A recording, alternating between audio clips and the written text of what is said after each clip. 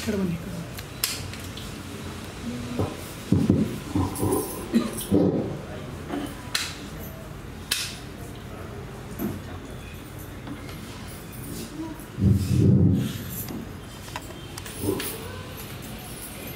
गुरुभ्यो नमः। हरि ओम। आनंदतीर्थवरदे दानवारण्यपावके ज्ञानदायिनि सर्वेशे श्रीनिवासेऽस्तु मे मनः। अन्धोऽहं करुणासिन्धो वीक्षेण क्षेमपद्धतिम् इन्दिरेशकरं गृह्णन् वर्तयानिन्द्यवर्त्मनि व्याप्तिर्यस्य निजे निजेन महता पक्षे सपक्षे स्थितिः व्यावृत्तिश्च विपक्षतोऽर्थविषये शक्तिर्न वै बाधिते नैवास्ति प्रतिपक्षयुक्तिरतुलं शुद्धं प्रमाणं समे भूयात् तत्त्वविनिर्णयाय भगवान् आनन्दतीर्थो मुनिः। भवति यदनुभावादेन मोकोऽपि वाग्मी जडवतिरपि जन्तुर्जायते प्राज्ञमौलिः सकलवचनचेतो देवता भारती सा मम वचसि निधत्तां सन्निधिं मानसे च। नमो वस्तात्विका देवा विष्णुभक्तिपरायणाः धर्ममार्गे प्रेरयन्तु भवन्तः सर्व एव हि। श्रीमन्मध्वमहाचार्यपदपद्मैकसद्मनाम् अणूनां महतां चापि करुणा भवतां मयि। तपस्वाध्याय शुश्रूषा कृष्णपूजारतं मुनिं विश्वेशमिष्टदं वन्दे परिव्राट् चक्रवर्तिनम्। श्रीमदानन्दतीर्थीयमतमाचन्द्रतारकम् आसेतो रातुषारात्रे समीचीनं प्रवर्तताम्। जन्माद्यस्य त्वन्मयादितरतश्चार्थेष्वभिज्ञस्वराट् तेने ब्रह्महृदाय आदिकवये मुख्यं तियं सूरयः तेजो वारिमृदां यथा विनिमयो यत्र त्रिसर्गो मृषा धाम्ना स्वेन सदा निरस्तकुहकं सत्यं परं धीमहि। धर्मः प्रोज्झितकैतमोऽत्र परमो निर्मत्सराणां सतां वेद्यं वास्तवमत्र वस्तु शिवदं तापत्रयोन्मूलनम्। श्रीमद्भागवते महामुनिकृते किं वा परैरीश्वरः सद्यो हृद्यवरुध्यते कृतिभिः शुश्रूषुभिस्तत्क्षणात्। निगमकल्पतरोर्गलितं फलं शुकमुखादमृतद्रवसंयुतं पिबत भागवतं रसमालयं मुहुरहो रसिका भुवि भावुकाः। यं प्रव्रजन्तमनुपेतमपेतकृत्यं द्वैपायनो विरहकातर आजुहाव। पुत्रेति तन्मयतया तनवोऽपि नेदुस्तं सर्वभूतहृदयं मुनिमानतोऽस्मि। यस्वानुभावमखिलश्रुतिसारमेकमध्यात्मदेवमतितीर्थतां तमोन्धं संसारिणां करुणयाः पुराणगुह्यं तं व्याससूनुमुपयामि गुरुं मुनीनां। नारायणं नमस्कृत्य नरं चैव नरोत्तमं देवीं सरस्वतीं व्यासं ततो ग्रन्थमुदीरये। हरि ओं। स्वस्तिस्तु सुतामशेषतन्मङ्गलानि भवन्तु।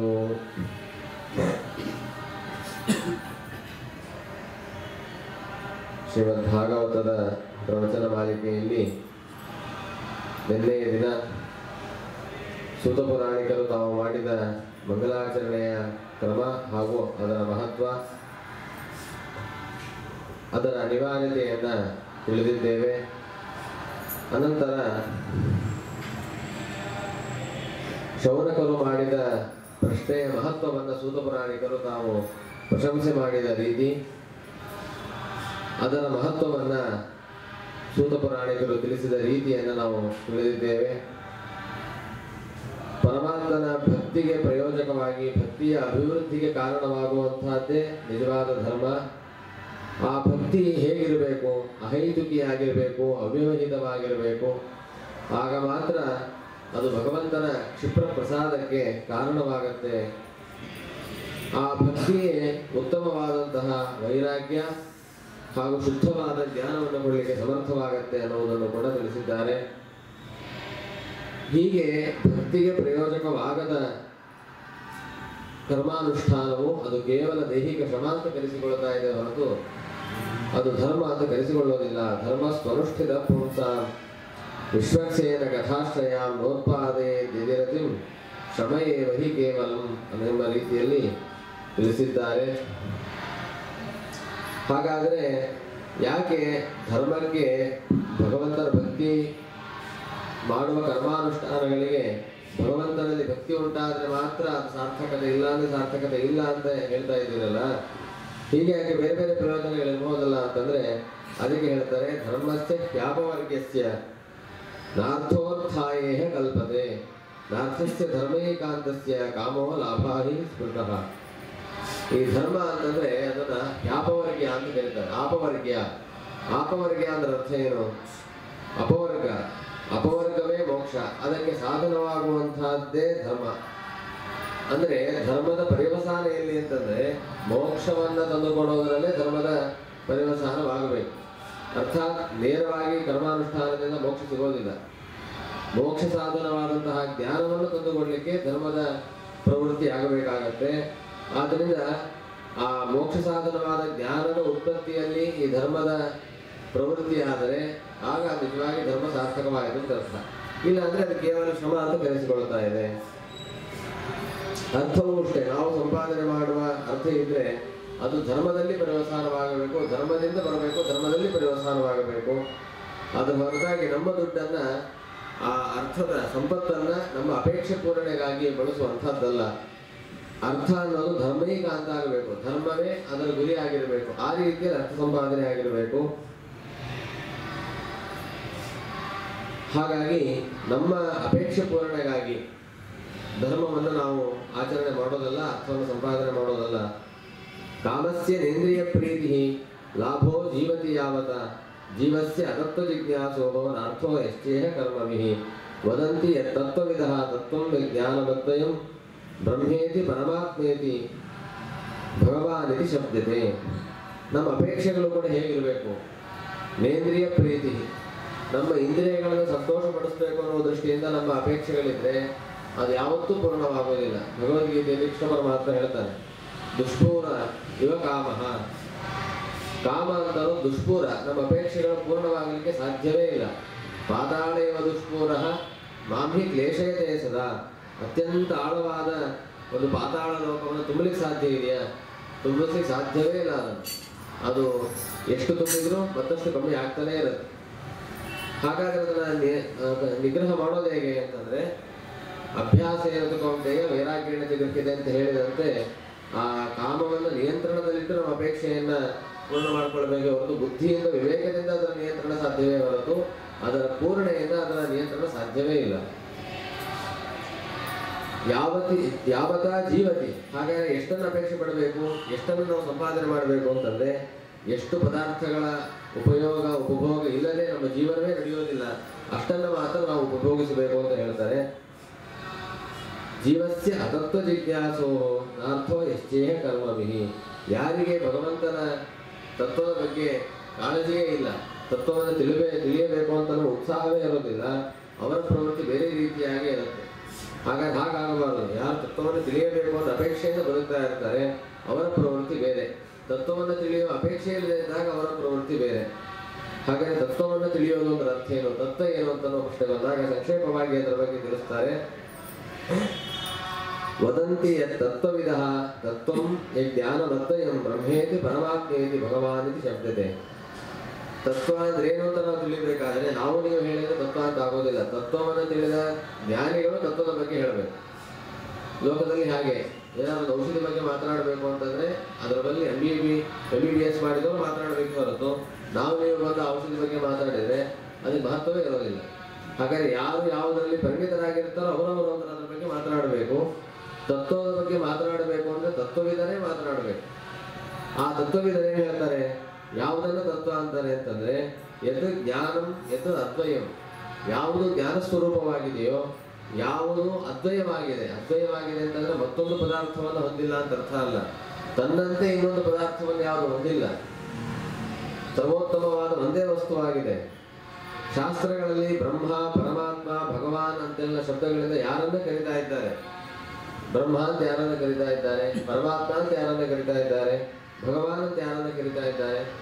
ವಿಶೇಷ ಇದು, ವೇದಗಳಲ್ಲಿ ಬ್ರಹ್ಮ ಹಾಗೂ ಪರಮಾತ್ಮನ ಶಬ್ದವನ್ನು ಪರಮಾತ್ಮನಲ್ಲಿ ನಾರಾಯಣದಲ್ಲಿ ಬಳಸ್ತಾ ಇದ್ದಾರೆ. ಯಾರನ್ನ ಬ್ರಹ್ಮ ಅಂತ ಕರೀತಾರೆ? ಬೃಹಂತೋ ಕೆಸ್ಮಿನ್ ಗುಣ ಅತಕಸ್ಮಾದುಚ್ಯತೆ ಬ್ರಹ್ಮೇತಿ ಬೃಹಂತೋ ಕೆಸ್ಮಿನ್ ಗುಣ. ಯಾರನ್ನು ಬ್ರಹ್ಮ ಅಂತ ಕರಿಬೇಕು ಅಂತಂದ್ರೆ ಯಾರಲ್ಲಿ ಗುಣಗಳೆಲ್ಲ ತುಂಬಿ ತುಳುಕ್ತಾ ಇದೆ ಅವರನ್ನು ಬ್ರಹ್ಮ ಅಂತ ಕರಿ. ಯಾರನ್ನು ಪರಮಾತ್ಮ ಅಂತ ಕರಿಬೇಕು? ಪರಮಾತ್ಮ ವ್ಯವಸ್ಥಿತ, ಯಾರೆಲ್ಲ ಎಲ್ಲ ಚೇತನರಿಗಿಂತಲೂ ಕೂಡ ಉತ್ತಮನಾಗಿದ್ದಾನೆ ಅವನನ್ನು ಪರಮಾತ್ಮ ಅಂತ ಕರಿಬೇಕು ಅಂತ ವೇದಗಳು ಹೇಳ್ತಾ ಇದೆ. ನಾರಾಯಣನನ್ನೇ ಪರಮಾತ್ಮ ಅಂತ ಕರಿತಾ ಇದೆ ವೇದಗಳು, ನಾರಾಯಣನನ್ನೇ ಪರಬ್ರಹ್ಮ ಅಂತ ಕರಿತಾ ಇದೆ ವೇದಗಳು. ಇದು ತತ್ವವಿದರ ಅಭಿಪ್ರಾಯ, ನಾವು ಹೇಳ್ತಾ ಇರೋದಲ್ಲ. ತತ್ವವನ್ನು ತಿಳಿದಂತಹ ಜ್ಞಾನಿಗಳು ಭಗವದ್ಗೀತೆ ಒಂದೇ ಸಾಕ್ಷಿ ಇದಕ್ಕೆ. ಆ ಭಗವದ್ಗೀತೆಯಲ್ಲಿ ಪರಮಾತ್ಮ ನಾನು ಹೇಳುವಾಗ ಉತ್ತಮ ಪುರುಷ ಸ್ಪಂದ್ಯ ಪರಮಾತ್ಮೇ ತ್ಯುದಾರತಃ ಅಲ್ಲೂ ಇದೇ ಮಾತನ್ನು ಹೇಳ್ತಾರೆ. ಪರಮಾತ್ಮ ಎಂದು ಶಾಸ್ತ್ರಗಳಲ್ಲಿ ವ್ಯವಹರಿಸಲ್ಪಟ್ಟಂತಹ ಆ ಪರಮಾತ್ಮನೇ ಉತ್ತಮ ಪುರುಷ, ಪುರುಷೋತ್ತಮ ಅಂತ ಕರೆಸಿಕೊಳ್ತಾ ಇದ್ದಾನೆ. ಆ ಪುರುಷೋತ್ತಮನೇ ನಾನು. ವ್ಯೋಮಾಮೇವ ವಸಂಬುಡ ಹೇಳುವಾಗ ಯಸ್ಮಾತ್ ಕ್ಷರಮತೀಕೋಹಂ ಅಕ್ಷರಾದಪಿ ಚ ಉತ್ತಮ ಅಥೋಸ್ಮಿ ಲೋಕೆ ವೇದೇ ಚ ಪ್ರಥಿತಃ ಪುರುಷೋತ್ತಮ ಅಂತ ಹೇಳಿ ಆ ಸರ್ವೋತ್ತಮತ್ವ, ಪುರುಷೋತ್ತಮತ್ವ, ಪರಮಾತ್ಮತ್ವ ಎಲ್ಲವೂ ಕೂಡ ನನ್ನಲ್ಲಿದೆ ಅನ್ನುವುದನ್ನು ಕೃಷ್ಣ ಪರಮಾತ್ಮ ತಾನು ಸ್ಪಷ್ಟವಾಗಿ ಹೇಳಿದ್ದಾನೆ. ಪ್ರಮಾಣಗಳಿಂದಲೂ ಕೂಡ ಅದನ್ನು ತೋರಿಸಿಕೊಟ್ಟಿದ್ದಾನೆ. ಇದು ತತ್ವವಿದರ ಅಭಿಪ್ರಾಯ. ಅಂತಹ ತತ್ವವನ್ನು ತಿಳಿಯಬೇಕು ನಾವು ಸರಿಯಾಗಿ ಅಂತಂದ್ರೆ, ಆ ತತ್ವವನ್ನು ತಿಳಿಯಬೇಕು ಅಂತಂದ್ರೆ ಆ ಜ್ಞಾನ ನಮ್ಮಲ್ಲಿ ದೃಢವಾಗಿ ಬರಲಿಕ್ಕೆ ಬೇಕಾದ ರೀತಿಯಲ್ಲಿ ನಮ್ಮ ಜೀವನದ ವ್ಯವಸ್ಥೆಯನ್ನು ನಾವು ಮಾಡಿಕೊಳ್ಳಬೇಕು. ಜೊತೆಗೆ ಆ ಪರಮಾತ್ಮನ ಇನ್ನೊಂದು ಮಹತ್ವವನ್ನು ತಿಳಿಸ್ತಾರೆ. ಸತ್ತಾ ಮಾತ್ರಂತಿ ಯತ್ಕಿಂಚಿತ್ ಸದಸಚ್ಚ ವಿಶೇಷಣಂ ಉಭಾಭ್ಯಾಂ ಭಾಷ್ಯತೆ ಸಾಕ್ಷಾತ್ ಭಗವಾನ್ ಕೇವಲ ಸ್ಮೃತಃ. ಆ ಪರಮಾತ್ಮ ಹೇಗಿದ್ದಾನೆ ಅಂತಂದ್ರೆ ಸತ್ತಾ ಮಾತ್ರ ಅಂತಂದ್ರೆ ಕೇವಲ ಸತ್ಸ್ವರೂಪವಾದದ್ದು, ಕೇವಲ ಆನಂದ ಸ್ವರೂಪ, ಯಾವುದೇ ರೀತಿಯಾದ ದುಃಖದ ಲೇಷವೂ ಅಲ್ಲಿಲ್ಲ. ಸದಸಚ್ಚ ಅವಿಶೇಷಣ, ಪರಮಾತ್ಮನಲ್ಲಿ ಆ ಸದಸತ್ ಪದಾರ್ಥಗಳ ಲೇಪ ಆಗೋದಿಲ್ಲ. ಸದಸತ್ ಅಂದ್ರೆ ಅರ್ಥ ಏನು? ಸತ್ ಅಂದ್ರೆ ಕಾರ್ಯ ಪದಾರ್ಥಗಳು, ಅಸತ್ ಅಂತಂದ್ರೆ ಕಾರಣ ಪದಾರ್ಥಗಳು. ಈ ಎರಡೂ ಪದಾರ್ಥಗಳು ಕೂಡ ಪರಮಾತ್ಮನಿಗೆ ಅವಿಶೇಷಣ. ಅವಿಶೇಷಣ ಅಂತಂದ್ರೆ ಇವು ಏನು ಭಗವಂತನಿಗೆ ವಿಕಾರವನ್ನು ಮಾಡೋದಿಲ್ಲ. ಬೇರೆ ಎಲ್ಲಾ ಪದಾರ್ಥಗಳಲ್ಲಿ ಕಾರ್ಯಕಾರಣ ವಸ್ತುಗಳಿಂದ ವಿಕಾರವಾಗ್ತಾ ಇರುತ್ತೆ. ಭಗವಂತನಲ್ಲಿ ಯಾವುದೇ ರೀತಿಯಾದ ಬದಲಾವಣೆಗಳನ್ನು, ವಿಶೇಷವನ್ನು ತಂದುಕೊಡೋದಿಲ್ಲ. ಆದ್ದರಿಂದ ಕಾರ್ಯ ಪದಾರ್ಥವಾಗಲಿ ಕಾರಣ ಪದಾರ್ಥವಾಗಲಿ ಭಗವಂತನ ಸ್ವರೂಪಕ್ಕಾಗಲಿ ಅವನ ಗುಣಕ್ಕಾಗಲಿ ಯಾವುದೇ ರೀತಿ ವ್ಯತ್ಯಾಸವನ್ನು ಮಾಡೋದಿಲ್ಲ. ಆದ್ದರಿಂದ ಪರಮಾತ್ಮ ಇವೆರಡರಿಂದಲೂ ಕೂಡ ವಿಲಕ್ಷಣನಾಗಿ, ಸದಸತ್ ವಿಲಕ್ಷಣನಾಗಿ, ಕಾರ್ಯ ವಿಲಕ್ಷಣ, ಕಾರಣ ವಿಲಕ್ಷಣನಾಗಿ ಅವುಗಳಿಂದ ದೂರದಲ್ಲಿದ್ದು ಅವುಗಳಿಗೆ ನಿಯಾಮಕನಾಗಿರ್ತಾನೆ ಪರಮಾತ್ಮ. ಹಾಗಾಗಿ ಅಂತಹ ಭಗವತ್ ಸ್ವರೂಪವನ್ನ, ಇದರ ಒಟ್ಟಾರೆ ತಾತ್ಪರ್ಯ ಏನು ಅಂತಂದ್ರೆ ಪ್ರಕೃತಿ ಸಂಬಂಧ ವಿದುರ ಅಂತ ಅರ್ಥ. ಪ್ರಕೃತಿಯಲ್ಲಿ ಎರಡು ಭಾಗ, ಕಾರ್ಯಭಾಗ, ಕಾರಣ ಭಾಗ.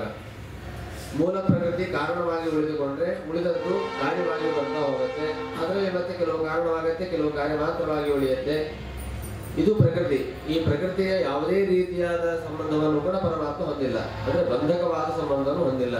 ಅದಕ್ಕೆ ನಿಯಮನ ಮಾಡ್ತಾನೆ, ನಿಯಾಮಕತ್ವ ಸಂಬಂಧ ಇದ್ದೇ ಇದೆ. ಆದರೆ ಪ್ರಕೃತಿಯಿಂದ ಬಂಧನಕ್ಕೊಳಗಾಗುವ, ಪ್ರಕೃತಿಯ ಒಂದು ಪಾಶಕ್ಕೆ ಸಿಲುಕುವಂತಹ ರೀತಿಯಲ್ಲಿ ಭಗವಂತನ ಸಂಬಂಧವಿಲ್ಲ ಅಂತ ಅನ್ನೋದನ್ನು ಇಲ್ಲಿ ಸ್ಪಷ್ಟಪಡಿಸ್ತಾ ಇದ್ದಾರೆ. ಹೀಗೆ ಆ ಭಗವಂತ ಪ್ರಕೃತಿ ಸಂಬಂಧ ವಿದುರ, ಜ್ಞಾನಮಯ, ಆನಂದಮಯ, ಗುಣಪರಿಪೂರ್ಣ, ನಿರ್ದೋಷ, ಈ ರೀತಿಯಾದ ಭಗವತ್ ತತ್ವವಿದೆ. ಈ ಭಗವತ್ ತತ್ವವನ್ನು ಸರಿಯಾಗಿ ತಿಳಿಯಬೇಕು. ತಿಳಿದಾಗ ಮಾತ್ರ ಸಂಸಾರದಿಂದ ಬಿಡುಗಡೆ ಸಾಧ್ಯ. ತಚ್ಶ್ರದ್ಧಾನ ಮುನಯ ಜ್ಞಾನ ವೈರಾಗ್ಯಯುಕ್ತೆಯ ಪಶ್ಯಂತ್ಯಾತ್ಮನಿ ಚಾತ್ಮಾನಂ ಭಕ್ತಿಯ ಶ್ರುತಿ ಗೃಹೀತಯ. ಈ ದೇವರನ್ನ ಕಾಣುವ ಬಗೆ ಹೇಗೆ? ಇದು ತತ್ವ, ಭಗವಂತನ ತತ್ವ ಹೀಗಿದೆ, ಇದೇ ಪ್ರಧಾನ ತತ್ವ. ತತ್ವವನ್ನು ಕಾಣುವ ಬಗೆ ಹೇಗೆ ಅಂತಂದ್ರೆ ತಚ್ಶ್ರದ್ಧಾನ ಮುನಯ. ಮೊನ್ನೆ ಹೇಳಿದಂತೆ ದೇವರನ್ನ ತಿಳಿಯುವ ಮೊದಲು ಭಗವಂತನಲ್ಲಿ ಶ್ರದ್ಧೆ ಇರಬೇಕು. ಯಾಕಂದ್ರೆ ಅದು ಬೇಸಿಕ್ ಪಾಯಿಂಟ್. ಶ್ರದ್ಧೆ ಸನ್ನಾಮ ಅಸ್ತಿಕ್ಯ ಬುದ್ಧಿ, ದೇವರಿದ್ದಾನೆ ಅನ್ನೋ ವಿಶ್ವಾಸ ಇರಬೇಕು. ಆ ವಿಶ್ವಾಸವನ್ನು ಇಟ್ಟುಕೊಂಡು ಶಾಸ್ತ್ರದಲ್ಲಿ ವಿಚಾರವನ್ನು ಮಾಡಲಿಕ್ಕೆ ಪ್ರವೃತ್ತಿಯನ್ನು ಮಾಡಬೇಕು. ಶ್ರದ್ಧಾನ ಮುನಯ, ಜ್ಞಾನಿಗಳಾದವರು ಭಗವಂತನಲ್ಲಿ ಶ್ರದ್ಧೆಯನ್ನು ಹೊಂದಿ ಜ್ಞಾನ ಮತ್ತು ವೈರಾಗ್ಯವನ್ನು ಸಂಪಾದನೆ ಮಾಡ್ತಾರೆ. ಸಂಸಾರದಲ್ಲಿ ವೈರಾಗ್ಯವನ್ನ, ಪರಮಾತ್ಮನಲ್ಲಿ ಜ್ಞಾನವನ್ನು ಸಂಪಾದನೆ ಮಾಡ್ತಾರೆ. ಆ ಜ್ಞಾನ ವೈರಾಗ್ಯಗಳಿಂದ ಕೂಡಿದಂತಹ ಭಕ್ತಿ ಪ್ರಧಾನವಾಗಿ ಕೆಲಸ ಮಾಡ್ತಾ ಇರುತ್ತೆ. ಭಕ್ತಿ ಇರುತ್ತೆ, ಕೇವಲ ಭಕ್ತಿ ಅಲ್ಲ. ಆ ಭಕ್ತಿಯ ಜೊತೆಗೆ ಜ್ಞಾನವೂ ಇರುತ್ತೆ, ವೈರಾಗ್ಯವೂ ಇರುತ್ತೆ. ಅಲ್ಲಿಗೆ ಮೂರು ಸೇರಿಕೊಳ್ಳುತ್ತೆ. ಶ್ರದ್ಧೆ ಇದೆ, ಶ್ರದ್ಧೆಯ ಮೇಲೆಗೆ ಅದರ ಆಧಾರದಲ್ಲಿ ಬೆಳೆದು ಬಂದಂತಹ ಜ್ಞಾನ ವೈರಾಗ್ಯ ಭಕ್ತಿಗಳಿದೆ. ಆ ಭಕ್ತಿಯಿಂದಾಗಿ, ಆ ಭಕ್ತಿಯು ಹೇಗಿದೆ? ಶ್ರುತಿ ಗೃಹೀತಯ, ಅಂಧ ಭಕ್ತಿ ಅಲ್ಲ. ಇದೆಲ್ಲ ಹೇಳ್ತಾರಲ್ಲ ತುಂಬಾ ಮೂಢನಂಬಿಕೆಗಳಿವೆ ಅಂತ. ಮೂಢನಂಬಿಕೆ ಅಲ್ಲ. ಯಾಕೆ ಮೂಢನಂಬಿಕೆ ಆಗಲ್ಲ? ನಮ್ಮ ಮನಸ್ಸಿಗೆ ಬಂದಂತೆ ನಾವು ಅಂಗೀಕಾರ ಮಾಡಿದ್ರೆ ಅದು ಮೂಢನಂಬಿಕೆ. ಶಾಸ್ತ್ರದಲ್ಲಿ ಹೇಳಿದ ರೀತಿಯಲ್ಲಿ ನಾವು ಭಾವನೆಯನ್ನು ಬೆಳೆಸಿಕೊಂಡ್ರೆ ಅದು ಮೂಢನಂಬಿಕೆ ಅಂತ ಕರೆಸಿಕೊಳ್ಳೋದಿಲ್ಲ. ಅದಕ್ಕೆ ಶ್ರುತಿ ಗೃಹೀತಯ, ಶ್ರುತಿಯಿಂದ ಬಂದಂತಹ, ಶ್ರುತಿಯ ಸಂವಾದದಿಂದ ಮೂಡಿ ಬಂದಂತಹ, ಶ್ರುತಿಯ ಹಿನ್ನೆಲೆಯಲ್ಲಿ ಬಂದಂತಹ ಭಕ್ತಿ ಏನಿದೆ ಅದರಲ್ಲಿ ಜ್ಞಾನ ವೈರಾಗ್ಯಗಳ ಜೊತೆ ಇದ್ದಾಗ ಆ ಭಕ್ತಿ ಪರಿಶುದ್ಧವಾದ ಭಕ್ತಿಯನ್ನು ಕರೆಸಿಕೊಳ್ಳುತ್ತೆ. ಅಂತಹ ಭಕ್ತಿಯಿಂದ ಆತ್ಮನಿಜ ಆತ್ಮಾನಂ ಪಶ್ಯಂತಿ, ಆತ್ಮನಲ್ಲಿ ಆತ್ಮನನ್ನ ಕಾಣ್ತಾರೆ. ಆತ್ಮನಲ್ಲಿ ಆತ್ಮನನ್ನ ಕಾಣ್ತಾರೆ ಅಂದ್ರೆ ಅರ್ಥ ಏನು? ಹೇಗೆ ಅರ್ಥ ಮಾಡ್ಕೊಳ್ಬೇಕು? ಅನೇಕ ಅರ್ಥ.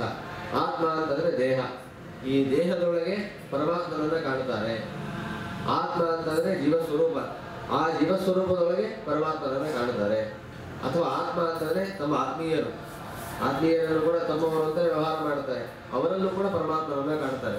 ಅನೇಕ ಹಂತ, ಆತ್ಮೀಯರಲ್ಲಿ, ಆತ್ಮೀಯ ವಸ್ತುಗಳಲ್ಲಿ, ಆತ್ಮೀಯವಾದ ದೇಹದಲ್ಲಿ, ಆತ್ಮನಲ್ಲಿ ಪರಮಾತ್ಮನನ್ನ ಕಾಣ್ತಾ ಹೋಗಬೇಕು. ಆ ರೀತಿ ಪರಮಾತ್ಮನನ್ನ ಕಾಣುವಾಗ ಭಕ್ತಿ ಅಷ್ಟು ಸುದೃಢವಾಗಿರಬೇಕು ಅಂತ ಹೇಳ್ತಾರೆ. ವಿಜಯದಾಸರ ಒಂದು ಕೃತಿ ತುಂಬಾ ಚೆನ್ನಾಗಿದೆ, ಅಂತರಂಗದ ಕದವು ತೆರೆಯಿತಿಂದು ಅಂತ ಹೇಳ್ತಾರೆ. ಅಲ್ಲಿ ಸ್ವಮೂರ್ತಿ ಗಣಮಧ್ಯ ಸಚ್ಚಿದಾನಂದೈಕ ನಾರಾಯಣ ಮಂತ್ರದಲ್ಲಿ ನಾವು ಅನುಸಂಧಾನ ಮಾಡುವ ಕ್ರಮದಲ್ಲಿ ಆ ಭಗವತ್ ಸ್ವರೂಪವನ್ನು ಚಿಂತನೆ ಮಾಡ್ತಾರೆ. ಆ ಹೃದಯದಲ್ಲಿ ಪರಮಾತ್ಮ ಕಂಡ ಹೇಗೆ ಅಂತಂದ್ರೆ, ಹರಿಭಗವತಿ ಎಂಬ ಕೀಲಿಕೈ ದೊರಕಿತು, ಗುರುಭಕ್ತಿ ಎಂಬ ಯಾರು ಹೇಳ್ತಾರಲ್ಲ ಒಟ್ಟಲ್ಲಿ ತುಂಬಾ ಚೆನ್ನಾಗಿ ಹೇಳ್ತಾರೆ. ಒಟ್ಟು ಗುರುಗಳ ಹರುಕರುಣೆ ಎಂಬಂತ ಕೀಲಿಕೆ ದೊರಕಿತು, ಗುರುಕರುಣೆ ಎಂಬಂತ ಶಕ್ತಿಯಿಂದ ಅಂತ. ಗುರುಗಳು ಕರುಣೆ ಮಾಡಿದ್ದರಿಂದ ಭಗವಂತನ ಕರುಣೆ ಎಂಬ ಬೀಗ ಸಿಕ್ತಂತೆ. ದೇವರು ಒಳಗಿದ್ದಾನೆ, ದೊಡ್ಡ ನಿಧಿ ಹೃದಯದೊಳಗಿದ್ದಾನೆ, ಅದಕ್ಕೆ ಬಾಗಿಲು ಹಾಕಿಬಿಟ್ಟಿದ್ದಾನೆ. ಆ ಬಾಗಿಲು ಬೀಗ ಇದೆ, ಆ ಬೀಗ ತೆಗಿಬೇಕು ಅಂತಂದ್ರೆ ಕೀಲಿಕೆ ಬೇಕು. ಕೀಲಿಕೆ ಯಾವುದದು? ಭಗವಂತನ ಕರುಣೆ. ಹಾಗಾಗಿ ಅದನ್ನೇ ಭಗವಂತನ ಪ್ರಸಾದ ಅಂತ ಶಾಸ್ತ್ರದಲ್ಲಿ ಕರೆಯೋದು. ಇವತ್ತೆಲ್ಲ ನಾವು ಪ್ರಸಾದ ಅಂತಂದ್ರೆ ಜನ್ಮ ಪ್ರಸಾದ ಮಾತ್ರ ನೆನಪಾಗತ್ತೆ. ವಾಸ್ತವಿಕ ಪ್ರಸಾದ ಅಂತಂದ್ರೆ ಭಗವಂತನ ಕರುಣೆ, ಕಾರುಣ್ಯ. ಆ ಭಗವಂತನ ಕಾರುಣ್ಯ ಬಂದಾಗ ಮಾತ್ರ ದೇವರ ಅಪೇಕ್ಷೆ ಪಡಬೇಕಂತೆ. ಇವರಿಗೆ ನಾನು ದರ್ಶನವನ್ನು ಕೊಡಬೇಕು, ನನ್ನನ್ನು ನಾನು ಇವರಿಗೆ ತೋರಿಸಿಕೊಳ್ಬೇಕು ಅಂತ ದೇವರಿಗೆ ಅಪೇಕ್ಷೆ ಆದಾಗ ದೇವರು ನಮಗೆ ಕಾಣುತ್ತಾನೆ. ಇದೇ ಭಗವಂತನ ಪ್ರಸಾದ ಅಂತ ಕರೆಯೋದು. ಅನುಗ್ರಹ, ಪ್ರಸಾದ ಇವು ಸಮಾನಾರ್ಥಕವಾದ ಪದಗಳು.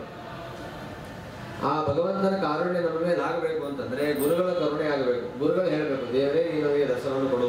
ಉನ್ನತ ಪ್ರಾರ್ಥಿತ ಅಶೇಷ ಸಂಸಾಧಕಂ. ರಾಘವೇಂದ್ರ ಸ್ವಾಮಿಗಳು ಹೇಳ್ತಾರೆ, ದೇವರ ಮುಂದೆ ನಿಂತುಕೊಂಡು ಆಚಾರ್ಯರು ಪ್ರಾರ್ಥನೆ ಮಾಡ್ಬೇಕಂತೆ. ದೀನಂ ದೂನಂ ಏನಂ ಶರಣಾಗತಂ ಉದ್ಧರೇತಿ ವಿಜ್ಞಾಪನ ಕರ್ತೃಣ. ಆ ದೇವರ ಮುಂದೆ ಆಚಾರ್ಯರು ನಿಂತುಕೊಂಡು ಯಾವ ಜೀವನವನ್ನು ತೋರಿಸಿ ಇವನನ್ನು ಉದ್ಧಾರ ಮಾಡುವಂತ ಆಚಾರ್ಯರು ಪ್ರಾರ್ಥನೆ ಮಾಡ್ತಾರೆ, ವಾಯುದೇವರು ಪ್ರಾರ್ಥನೆ ಮಾಡ್ತಾರೆ, ಬ್ರಹ್ಮದೇವರು ಪ್ರಾರ್ಥನೆ ಮಾಡ್ತಾರೆ. ಅಂತಹ ಜೀವನನ ಪರಮಾತ್ಮ ರಕ್ಷಣೆ ಮಾಡ್ತಾರೆ ಹೊರತು ಶಿಕ್ಷಿಕರನ್ನ ಕಾಪಾಡೋದಿಲ್ಲ. ಅದಕ್ಕೆ ನಾವು ಯಾವಾಗಲೂ ಹೇಳ್ತಾ ಇರ್ತೀವಿ, ಶ್ರೀಮದಾಚಾರ್ಯರು ಭೂಮಿಗೆ ಅವತಾರ ಮಾಡಿ ಬಂದದ್ದೇ ಕಲಿಯುಗದಲ್ಲಿರುವ ಸಜ್ಜನರಿಗೆ ತತ್ವಜ್ಞಾನವನ್ನು ಕೊಡಬೇಕು ಅಂತ. ಕಲಿಯುಗದಲ್ಲಿ ತುಂಬಾ ಘೋರ ಸ್ಥಿತಿ ಆಗಲೇ ಇತ್ತು, ಈಗಲೂ ಇದೆ, ಮುಂದಿನೂ ಜಾಸ್ತಿ ಆಗೇ ಆಗುತ್ತೆ, ಪ್ರಶ್ನೆನೇ ಇಲ್ಲ ಅದರಲ್ಲಿ. ರೂಪಾಂತರೇಣ ಮಮ ಸದ್ಗುಣ ನಿರ್ಣಯೇನ ಅಂತ ಭಗವಂತ ಆದೇಶ ಮಾಡಿ ಕಳಿಸಿದ್ದೇ ಸಜ್ಜನರನ್ನ ಉದ್ಧಾರ ಮಾಡುವಂತ. ಆ ರೀತಿ ಅವತಾರ ಮಾಡಿ ಬಂದಂತಹ ಆಚಾರ್ಯರು ಗೀತಾ ಭಾಷೆಯನ್ನು ರಚನೆ ಮಾಡಿ ಮೊದಲ ಬಾರಿ ಸನ್ಯಾಸ ಅನಂತರದಲ್ಲಿ ಬದ್ರಿಕಾಶ್ರಮಕ್ಕೆ ಹೋದರೆ ವೇದವ್ಯಾಸ ದೇವರ ಹೇಳುವ ಮಾತೇನು ಅಂತಂದ್ರೆ, ಕಲಿಕಾಲ ಕಾಲಿತ ಗುಣೇಧರಾತಲೆ ಸುಜನೋನ ನೂನ ಮಧುನಾಸ್ತಿ ಯೋಗ್ಯಧೀ ಪರತತ್ವ ವರ್ಣನ ಮಯೋಗ್ಯತಾವತೆ ನನು ಹವ್ಯದಾನ ವಿವಲಿಂಜತೇಶುನೆ. ಈ ಕಲಿಕಾಲದ ಪ್ರಭಾವದಿಂದ ಸಂಪೂರ್ಣವಾದ ಜನರು ಕಲುಷಿತರಾಗಿ ಹೋಗಿದ್ದಾರೆ. ಈ ಕಲಿಯುಗದ ಜನರ ಮಧ್ಯದಲ್ಲಿ ಒಳ್ಳೆಯ ಜನ ಅಂತಲೂ ಸಿಗಲಿಕ್ಕೆ ಸಾಧ್ಯ ಇಲ್ಲ. ಅಷ್ಟರ ಮಟ್ಟಿಗೆ ಕಲಿಯ ವ್ಯಾಪಾರ ಇಲ್ಲಿ ವ್ಯಾಪಿಸಿದೆ. ಅದನ್ನ ಎದುರಿಸ್ಲಿಕ್ಕೆ ಆಚಾರ್ಯಕ್ಕೆ ಬರುತ್ತೆ, ಬರೋದಿಲ್ಲ ಅಂತಲ್ಲ.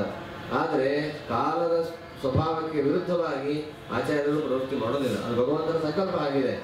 ಹಾಗಾಗಿ ಇಲ್ಲಿ ಯಾರು ಯೋಗ್ಯರೇ ಕಾಣಿಸ್ತಾ ಇಲ್ಲ. ಇಂಥ ಅಯೋಗ್ಯ ಜನರಿಗೆ ಇಂಥ ಉತ್ತಮವಾದಂತಹ ತತ್ವವನ್ನು ತಿಳಿಸಿದ್ರೆ ಅದು ನಾಯಿಗೆ ಹವಿಸ್ಸಾನ್ನವನ್ನ ತಂದುಕೊಟ್ಟಂತೆ ಆಗತ್ತೆ.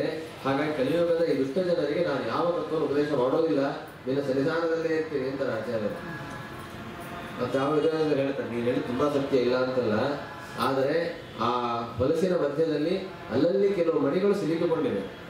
ಆ ಹೊಲಸಿನ ಜೊತೆಗಿದ್ದು ಕೆಸರಿನ ಜೊತೆಗಿದ್ದು ಆ ಮಣಿಗಳ ಪ್ರಕಾಶವು ಕೂಡ ಕಾಣದಂತೆ ಮುಚ್ಚಿ ಹೋಗಿದೆ.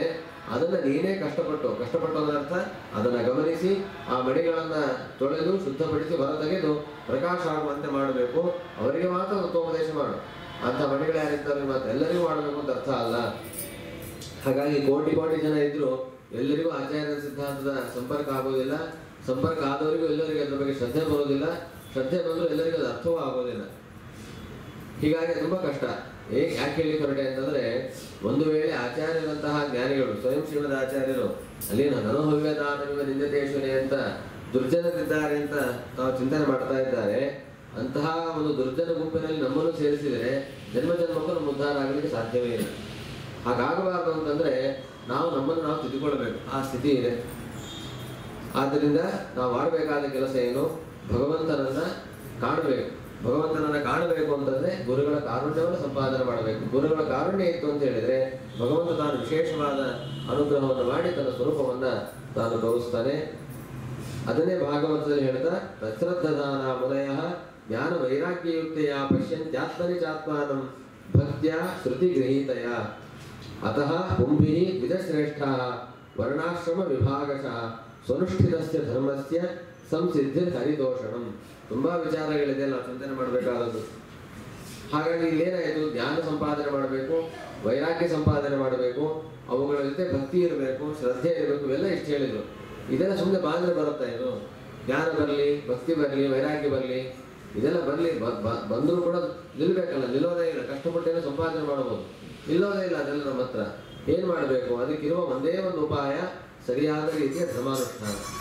ಹಾಗಾಗಿ ಯಾಕೆ ಇಷ್ಟು ಕರ್ಮಾನುಷ್ಠಾನವನ್ನು ಸರಿಯಾಗಿ ಮಾಡಿ ಅಂತಾರೆ ಅಂತಂದರೆ, ಜ್ಞಾನವನ್ನು ಸಂಪಾದನೆ ಮಾಡಬೇಕು, ಭಕ್ತಿ ಸಂಪಾದನೆ ಮಾಡಬೇಕು, ವೈರಾಗ್ಯವನ್ನು ಸಂಪಾದನೆ ಮಾಡಬೇಕು. ಸಂಪಾದನೆ ಮಾಡಿದ ಜ್ಞಾನ, ಭಕ್ತಿ, ವೈರಾಗ್ಯಗಳು ದೃಢವಾಗಿ ಉಳಿಬೇಕು. ಅದಕ್ಕೋಸ್ಕರವಾಗಿ ಆ ಕರ್ಮದ ಅನುಷ್ಠಾನವನ್ನು ಸರಿಯಾಗಿ ಮಾಡಬೇಕು. ಹಾಗಾದರೆ ಕರ್ಮಾನುಷ್ಠಾನ ಹೇಗೆ ಮಾಡಬೇಕು? ಅಲ್ಲಿ ಪ್ರಶ್ನೆ ಬರುತ್ತೆ. ನಿರ್ಣಯ ಹೇಗೆ? ಸಾವಿರಾರು ರೀತಿಯ ಧರ್ಮಗಳಿದೆ, ಸಾವಿರಾರು ರೀತಿಯ ಅನುಷ್ಠಾನಗಳಿವೆ, ಏನು ಮಾಡಬೇಕು? ತಲೆಬಿಸಿ ಮಾಡ್ಕೊಳ್ಬೇಡಿ ಅಂತಾರೆ ವೇದವ್ಯಾಸ ದೇವರು, ಸೂತಾಚಾರ್ಯರು. ವರ್ಣಾಶ್ರಮ ವಿಭಾಗಶಃ, ನಿಮ್ಮ ವರ್ಣವನ್ನು, ಆಶ್ರಮವನ್ನು ಗಮನಿಸಿ. ವರ್ಣಕ್ಕೇನು ಧರ್ಮ ಇದೆ, ಆಶ್ರಮಕ್ಕೇನು ಧರ್ಮ ಇದೆ, ಅದನ್ನೇ ಪಾಲಿಸ್ತಾ ಹೋಗಿ. ಈ ರೀತಿ ವರ್ಣಾಶ್ರಮೋಚಿತವಾದಂತಹ ಧರ್ಮವನ್ನು ಅನುಷ್ಠಾನ ಮಾಡುವುದರಿಂದ ಅದು ಸ್ವನುಷ್ಠಿತಸ್ಯ, ಶ್ರದ್ಧಾಭಕ್ತಿಪೂರ್ವಕವಾಗಿ ಅನುಷ್ಠಾನವನ್ನು ಮಾಡಬೇಕು. ಮಾಡಿದಾಗ ಅದೇನು ಒಂದು ಭಗವಂತನ ಸಂತೋಷವಾಗುತ್ತೆ, ಅದೇ ಆ ಧರ್ಮಾನುಷ್ಠಾನದ ಸಿಗಬೇಕಾದಂತಹ ಫಲ. ಸರಿಯಾದ ರೀತಿಯಲ್ಲಿ ವರ್ಣಾಶ್ರಮೋಚಿತ ಪರಮಾತ್ಮ ಹೇಳಿಬಿಟ್ಟಿದ್ದಾನೆ, ಬೇರೆಯವರ ಅಪ್ಪಣೆ ಬೇಕೇ ಆಗಿಲ್ಲ. ಸ್ವಧರ್ಮೇ ನಿಧನಂ ಶ್ರೇಯ ಪರಧರ್ಮೋ ಭಯಾವಹ. ಮತ್ತೊಂದು ಆಶ್ರಮದ ಧರ್ಮವನ್ನು, ಮತ್ತೊಂದು ಮರಣದ ಧರ್ಮವನ್ನು ನಾವು ಮಾಡ್ಲಿಕ್ಕೆ ಹೋಗಬಾರ್ದು. ನಾವು ಸಂಬಂಧನೇ ಪಟ್ಟಿಲ್ಲ. ಕೆಲವು ಆಪದ್ಧರ್ಮಗಳನ್ನ ಶ್ರೀಮದ್ ಆಚಾರ್ಯರು ತಿಳಿಸ್ತಾರೆ, ಆ ವಿಷಯ ಬೇರೆ. ಆದರೆ ಅಂಥ ಆಪತ್ತು ಇವತ್ತು ಯಾರಿಗೂ ಬಂದಿಲ್ಲ. ಬಂದವರು ಮಾಡ್ತಾರೆ, ಅದನ್ನು ಅವರವರ ವೈಯಕ್ತಿಕವಾಗಿ ಬಿಟ್ಟುಬಿಡೋಣ. ಸಾಮಾಜಿಕವಾಗಿ ಸಮುದಾಯಾತ್ಮಕವಾಗಿ ನಾವು ನೋಡೋದಾದರೆ, ನಮ್ಮ ವರ್ಣ ಮತ್ತು ನಮ್ಮ ಆಶ್ರಮ, ನಮ್ಮ ಸ್ಥಿತಿಗಳಿಗೆ ಏನೊಂದು ಧರ್ಮವನ್ನು ಶಾಸ್ತ್ರಗಳು ಆದೇಶ ಮಾಡ್ತಾ ಇದೆ, ಅದನ್ನು ಸರಿಯಾಗಿ ಅನುಷ್ಠಾನವನ್ನು ಮಾಡಬೇಕು. ಅದರಲ್ಲಿ ಸಿದ್ಧಿಯನ್ನು ಸಂಪಾದನೆ ಮಾಡಬೇಕು. ಆಗ ಭಗವಂತನ ಪ್ರಸಾದವಾಗುತ್ತೆ, ಅಲ್ಲೂ ಭಗವಂತನ ಪ್ರಸಾದವಾಗುತ್ತೆ. ಈ ರೀತಿ ಧರ್ಮಾನುಷ್ಠಾನ ಮಾಡಲಿಕ್ಕೂ ಭಗವಂತನ ಅನುಗ್ರಹ ಬೇಕು. ಇಂತಹ ಧರ್ಮಾನುಷ್ಠಾನ ಮಾಡುವುದರಿಂದಲೂ ಭಗವಂತನ ಅನುಗ್ರಹವಾಗುತ್ತೆ. ಅದರಿಂದ ಜ್ಞಾನ ವೈರಾಗ್ಯಗಳು ಪ್ರಾಪ್ತಿಯಾಗತ್ತೆ, ಅದರಿಂದ ಮತ್ತೆ ಅನುಗ್ರಹವಾಗುತ್ತೆ, ಅದರಿಂದ ಮತ್ತೆ ಭಕ್ತಿ ಆಧಿಕ್ಯ, ಅದರಿಂದ ಮತ್ತೆ ಅನುಗ್ರಹ, ಹೀಗೆ ಬೆಳೀತಾನೆ ಹೋಗ್ತಾ ಇರುತ್ತೆ. ಒಂದೊಂದು ಸಣ್ಣ ಸಣ್ಣ ಹಂತದಲ್ಲೂ ಭಗವಂತನ ಪ್ರಸಾದ ಬೇಕೇ ಬೇಕು. ಆಚಾರ್ಯರು ಹೇಳ್ತಾರೆ, ಕರ್ಮದಿಂದಲೂ ಕೂಡ ಭಗವಂತನ ಪ್ರಸಾದ ಬರುತ್ತೆ. ಕರ್ಮಣ ಪ್ರಥಮ ಪ್ರೋಕ್ತ ಪ್ರಸಾದ ಶ್ರವಣಾದಿಭಿ ಮಧ್ಯಮ ಜ್ಞಾನ ಸಂಪತ್ಯಾತು ಉತ್ತಮೋ ಮತಃ ಅಂತ ಹೇಳ್ತಾರೆ.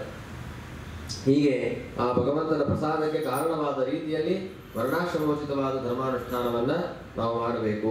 ತಸ್ಮಾತ್ ಏಕೇನ ಮನಸ ಭಗವಾನ್ ಸತ್ವತಾಂ ಪ್ರತಿ ಶ್ರೋತವ್ಯ ಕೀರ್ತಿತವ್ಯಶ್ಚ ಧ್ಯೇಯ ಪೂಜ್ಯಶ್ಚ ನಿತ್ಯದ. ಅದು ಏಕಾಗ್ರ ಮನಸ್ಸಿನಿಂದ ಸಾತ್ವತಾಂ ಪ್ರತಿ, ಸಾತ್ವತರು ಅಂತಂದರೆ ಯಾದವರು, ಅಥವಾ ಸಾತ್ವತರು ಅಂತಂದರೆ ಪಂಚರಾತ್ರದ ರೀತಿಯಲ್ಲಿ ಅನುಷ್ಠಾನವನ್ನು ಮಾಡುವಂತಹ ಜ್ಞಾನಿಗಳು. ಅವರಿಗೆ ಪತಿಯಾದಂತಹ ಸ್ವಾಮಿಯಾದ ಕೃಷ್ಣ ಪರಮಾತ್ಮ ಏನಿದ್ದಾನೆ, ಪರಮಾತ್ಮ ಏನಿದ್ದಾನೆ, ಆ ಪರಮಾತ್ಮನ ಬಗ್ಗೆ ಶ್ರೋತವ್ಯ ಕೀರ್ತಿತವ್ಯಶ್ಚ ಧ್ಯೇಯ ಪೂಜ್ಯ, ಅವನ ಬಗ್ಗೆ ಶ್ರವಣ ಮಾಡಬೇಕು, ಅವನ ನಾಮವನ್ನು ಕೀರ್ತನೆ ಮಾಡಬೇಕು, ಆ ಭಗವಂತ ರೂಪದ ಧ್ಯಾನವನ್ನು ಮಾಡಬೇಕು, ಭಗವಂತನ ಪೂಜೆಯನ್ನು ಮಾಡಬೇಕು. ನಿತ್ಯದ ಒಂದು ದಿವಸ ಮಾಡುವುದಲ್ಲ. ಆಚಾರ್ಯರು ತಂತ್ರಸಾರದಲ್ಲಿ ಹೇಳ್ತಾರೆ, ತಂತ್ರಸಾರದಲ್ಲಿ ಹೇಳಿರುವ ಕ್ರಮದಲ್ಲಿ ಜಪ, ಧ್ಯಾನ, ಹೋಮ, ಪೂಜೆ ಇವುಗಳನ್ನು ಯಾರು ಪ್ರತಿನಿತ್ಯದಲ್ಲೂ ಮಾಡ್ತಾರೋ ಅವರಿಗೆ ದುರ್ಲಭವಾದದ್ದು ಯಾವುದೂ ಇಲ್ಲ ಅಂತ. ಆಗ ನಮಗೆಲ್ಲ ಕಷ್ಟವಾಗ್ತಾ ಇದೆ. ಯಾಕೆ ಅಂತಂದರೆ ನಾವು ಯಾವುದನ್ನೂ ಸರಿಯಾಗಿ ಮಾಡ್ತಾ ಇಲ್ಲ ಅನ್ನೋದಕ್ಕೆ ಕಷ್ಟವಾಗ್ತಾ ಇದೆ. ಎಲ್ಲೋ ಅಪರೂಪಕ್ಕೆ ಎಲ್ಲ ಸರಿಯಾಗಿ ಅನುಷ್ಠಾನ ಮಾಡ್ತಾ ಇದ್ರೂ ಕೆಲವು ದುರ್ಲಭ ತರಿಸಬಹುದು.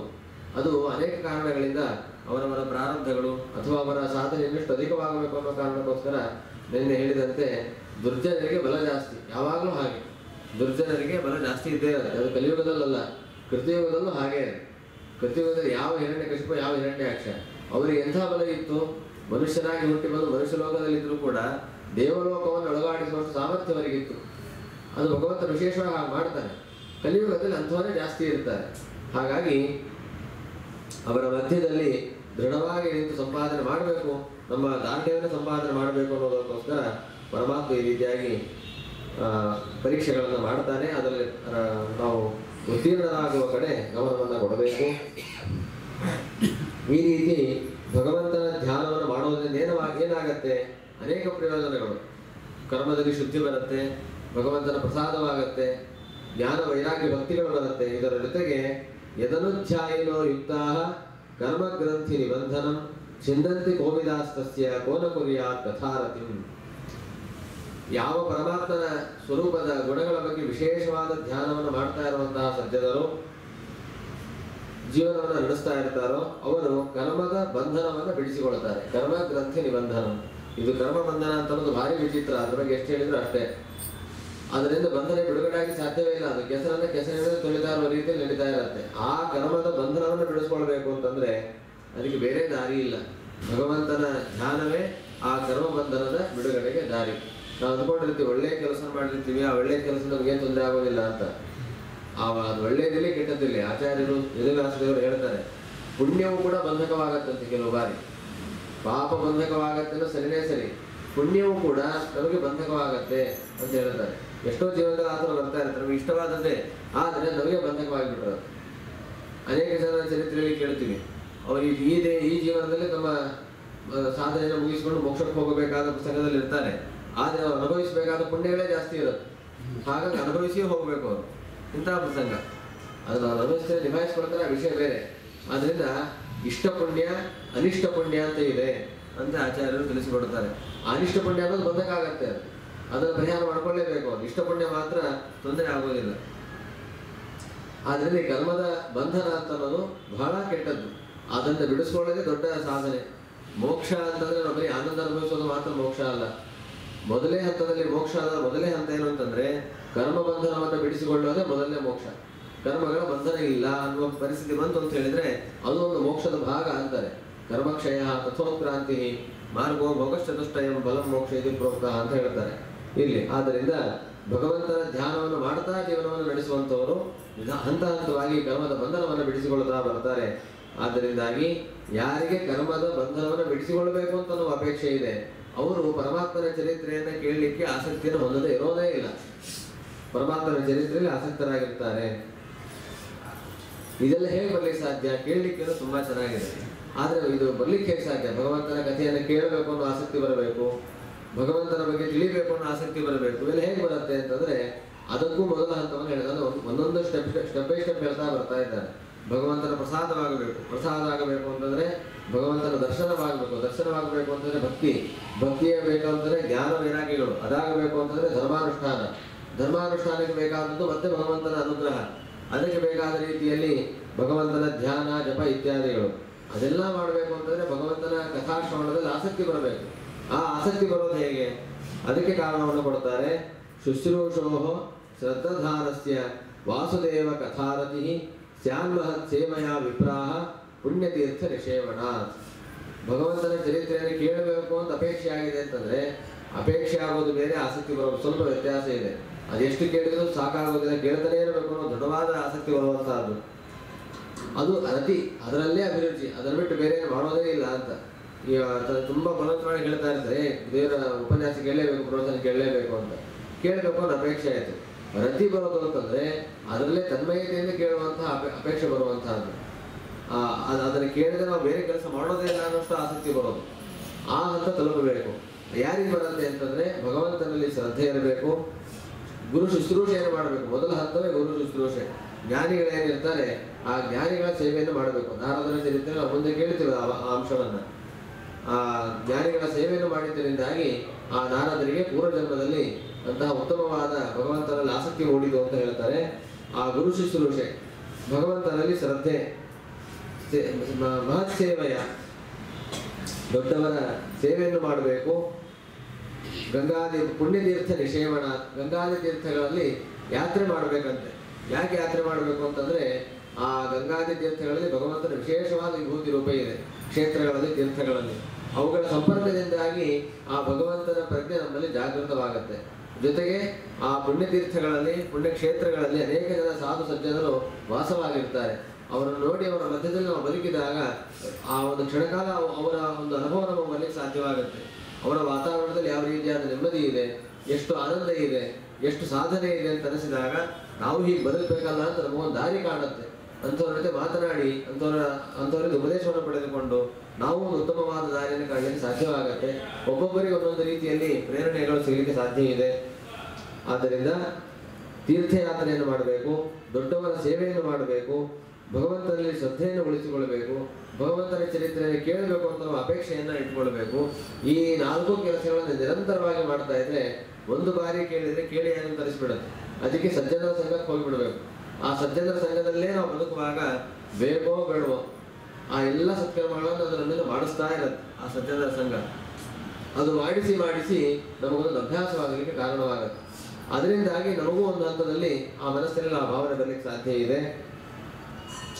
ಶೃಣ್ವತಾಂ ಸ್ವಕಥಾಂ ಕೃಷ್ಣಃ ಪುಣ್ಯಶ್ರವಣ ಕೀರ್ತನಃ ಹೃದ್ಯಂತಸ್ಥೋ ಭದ್ರಾಣಿ ವಿಧುನೋತಿ ಸುಹೃತ್ಸತಾಂ.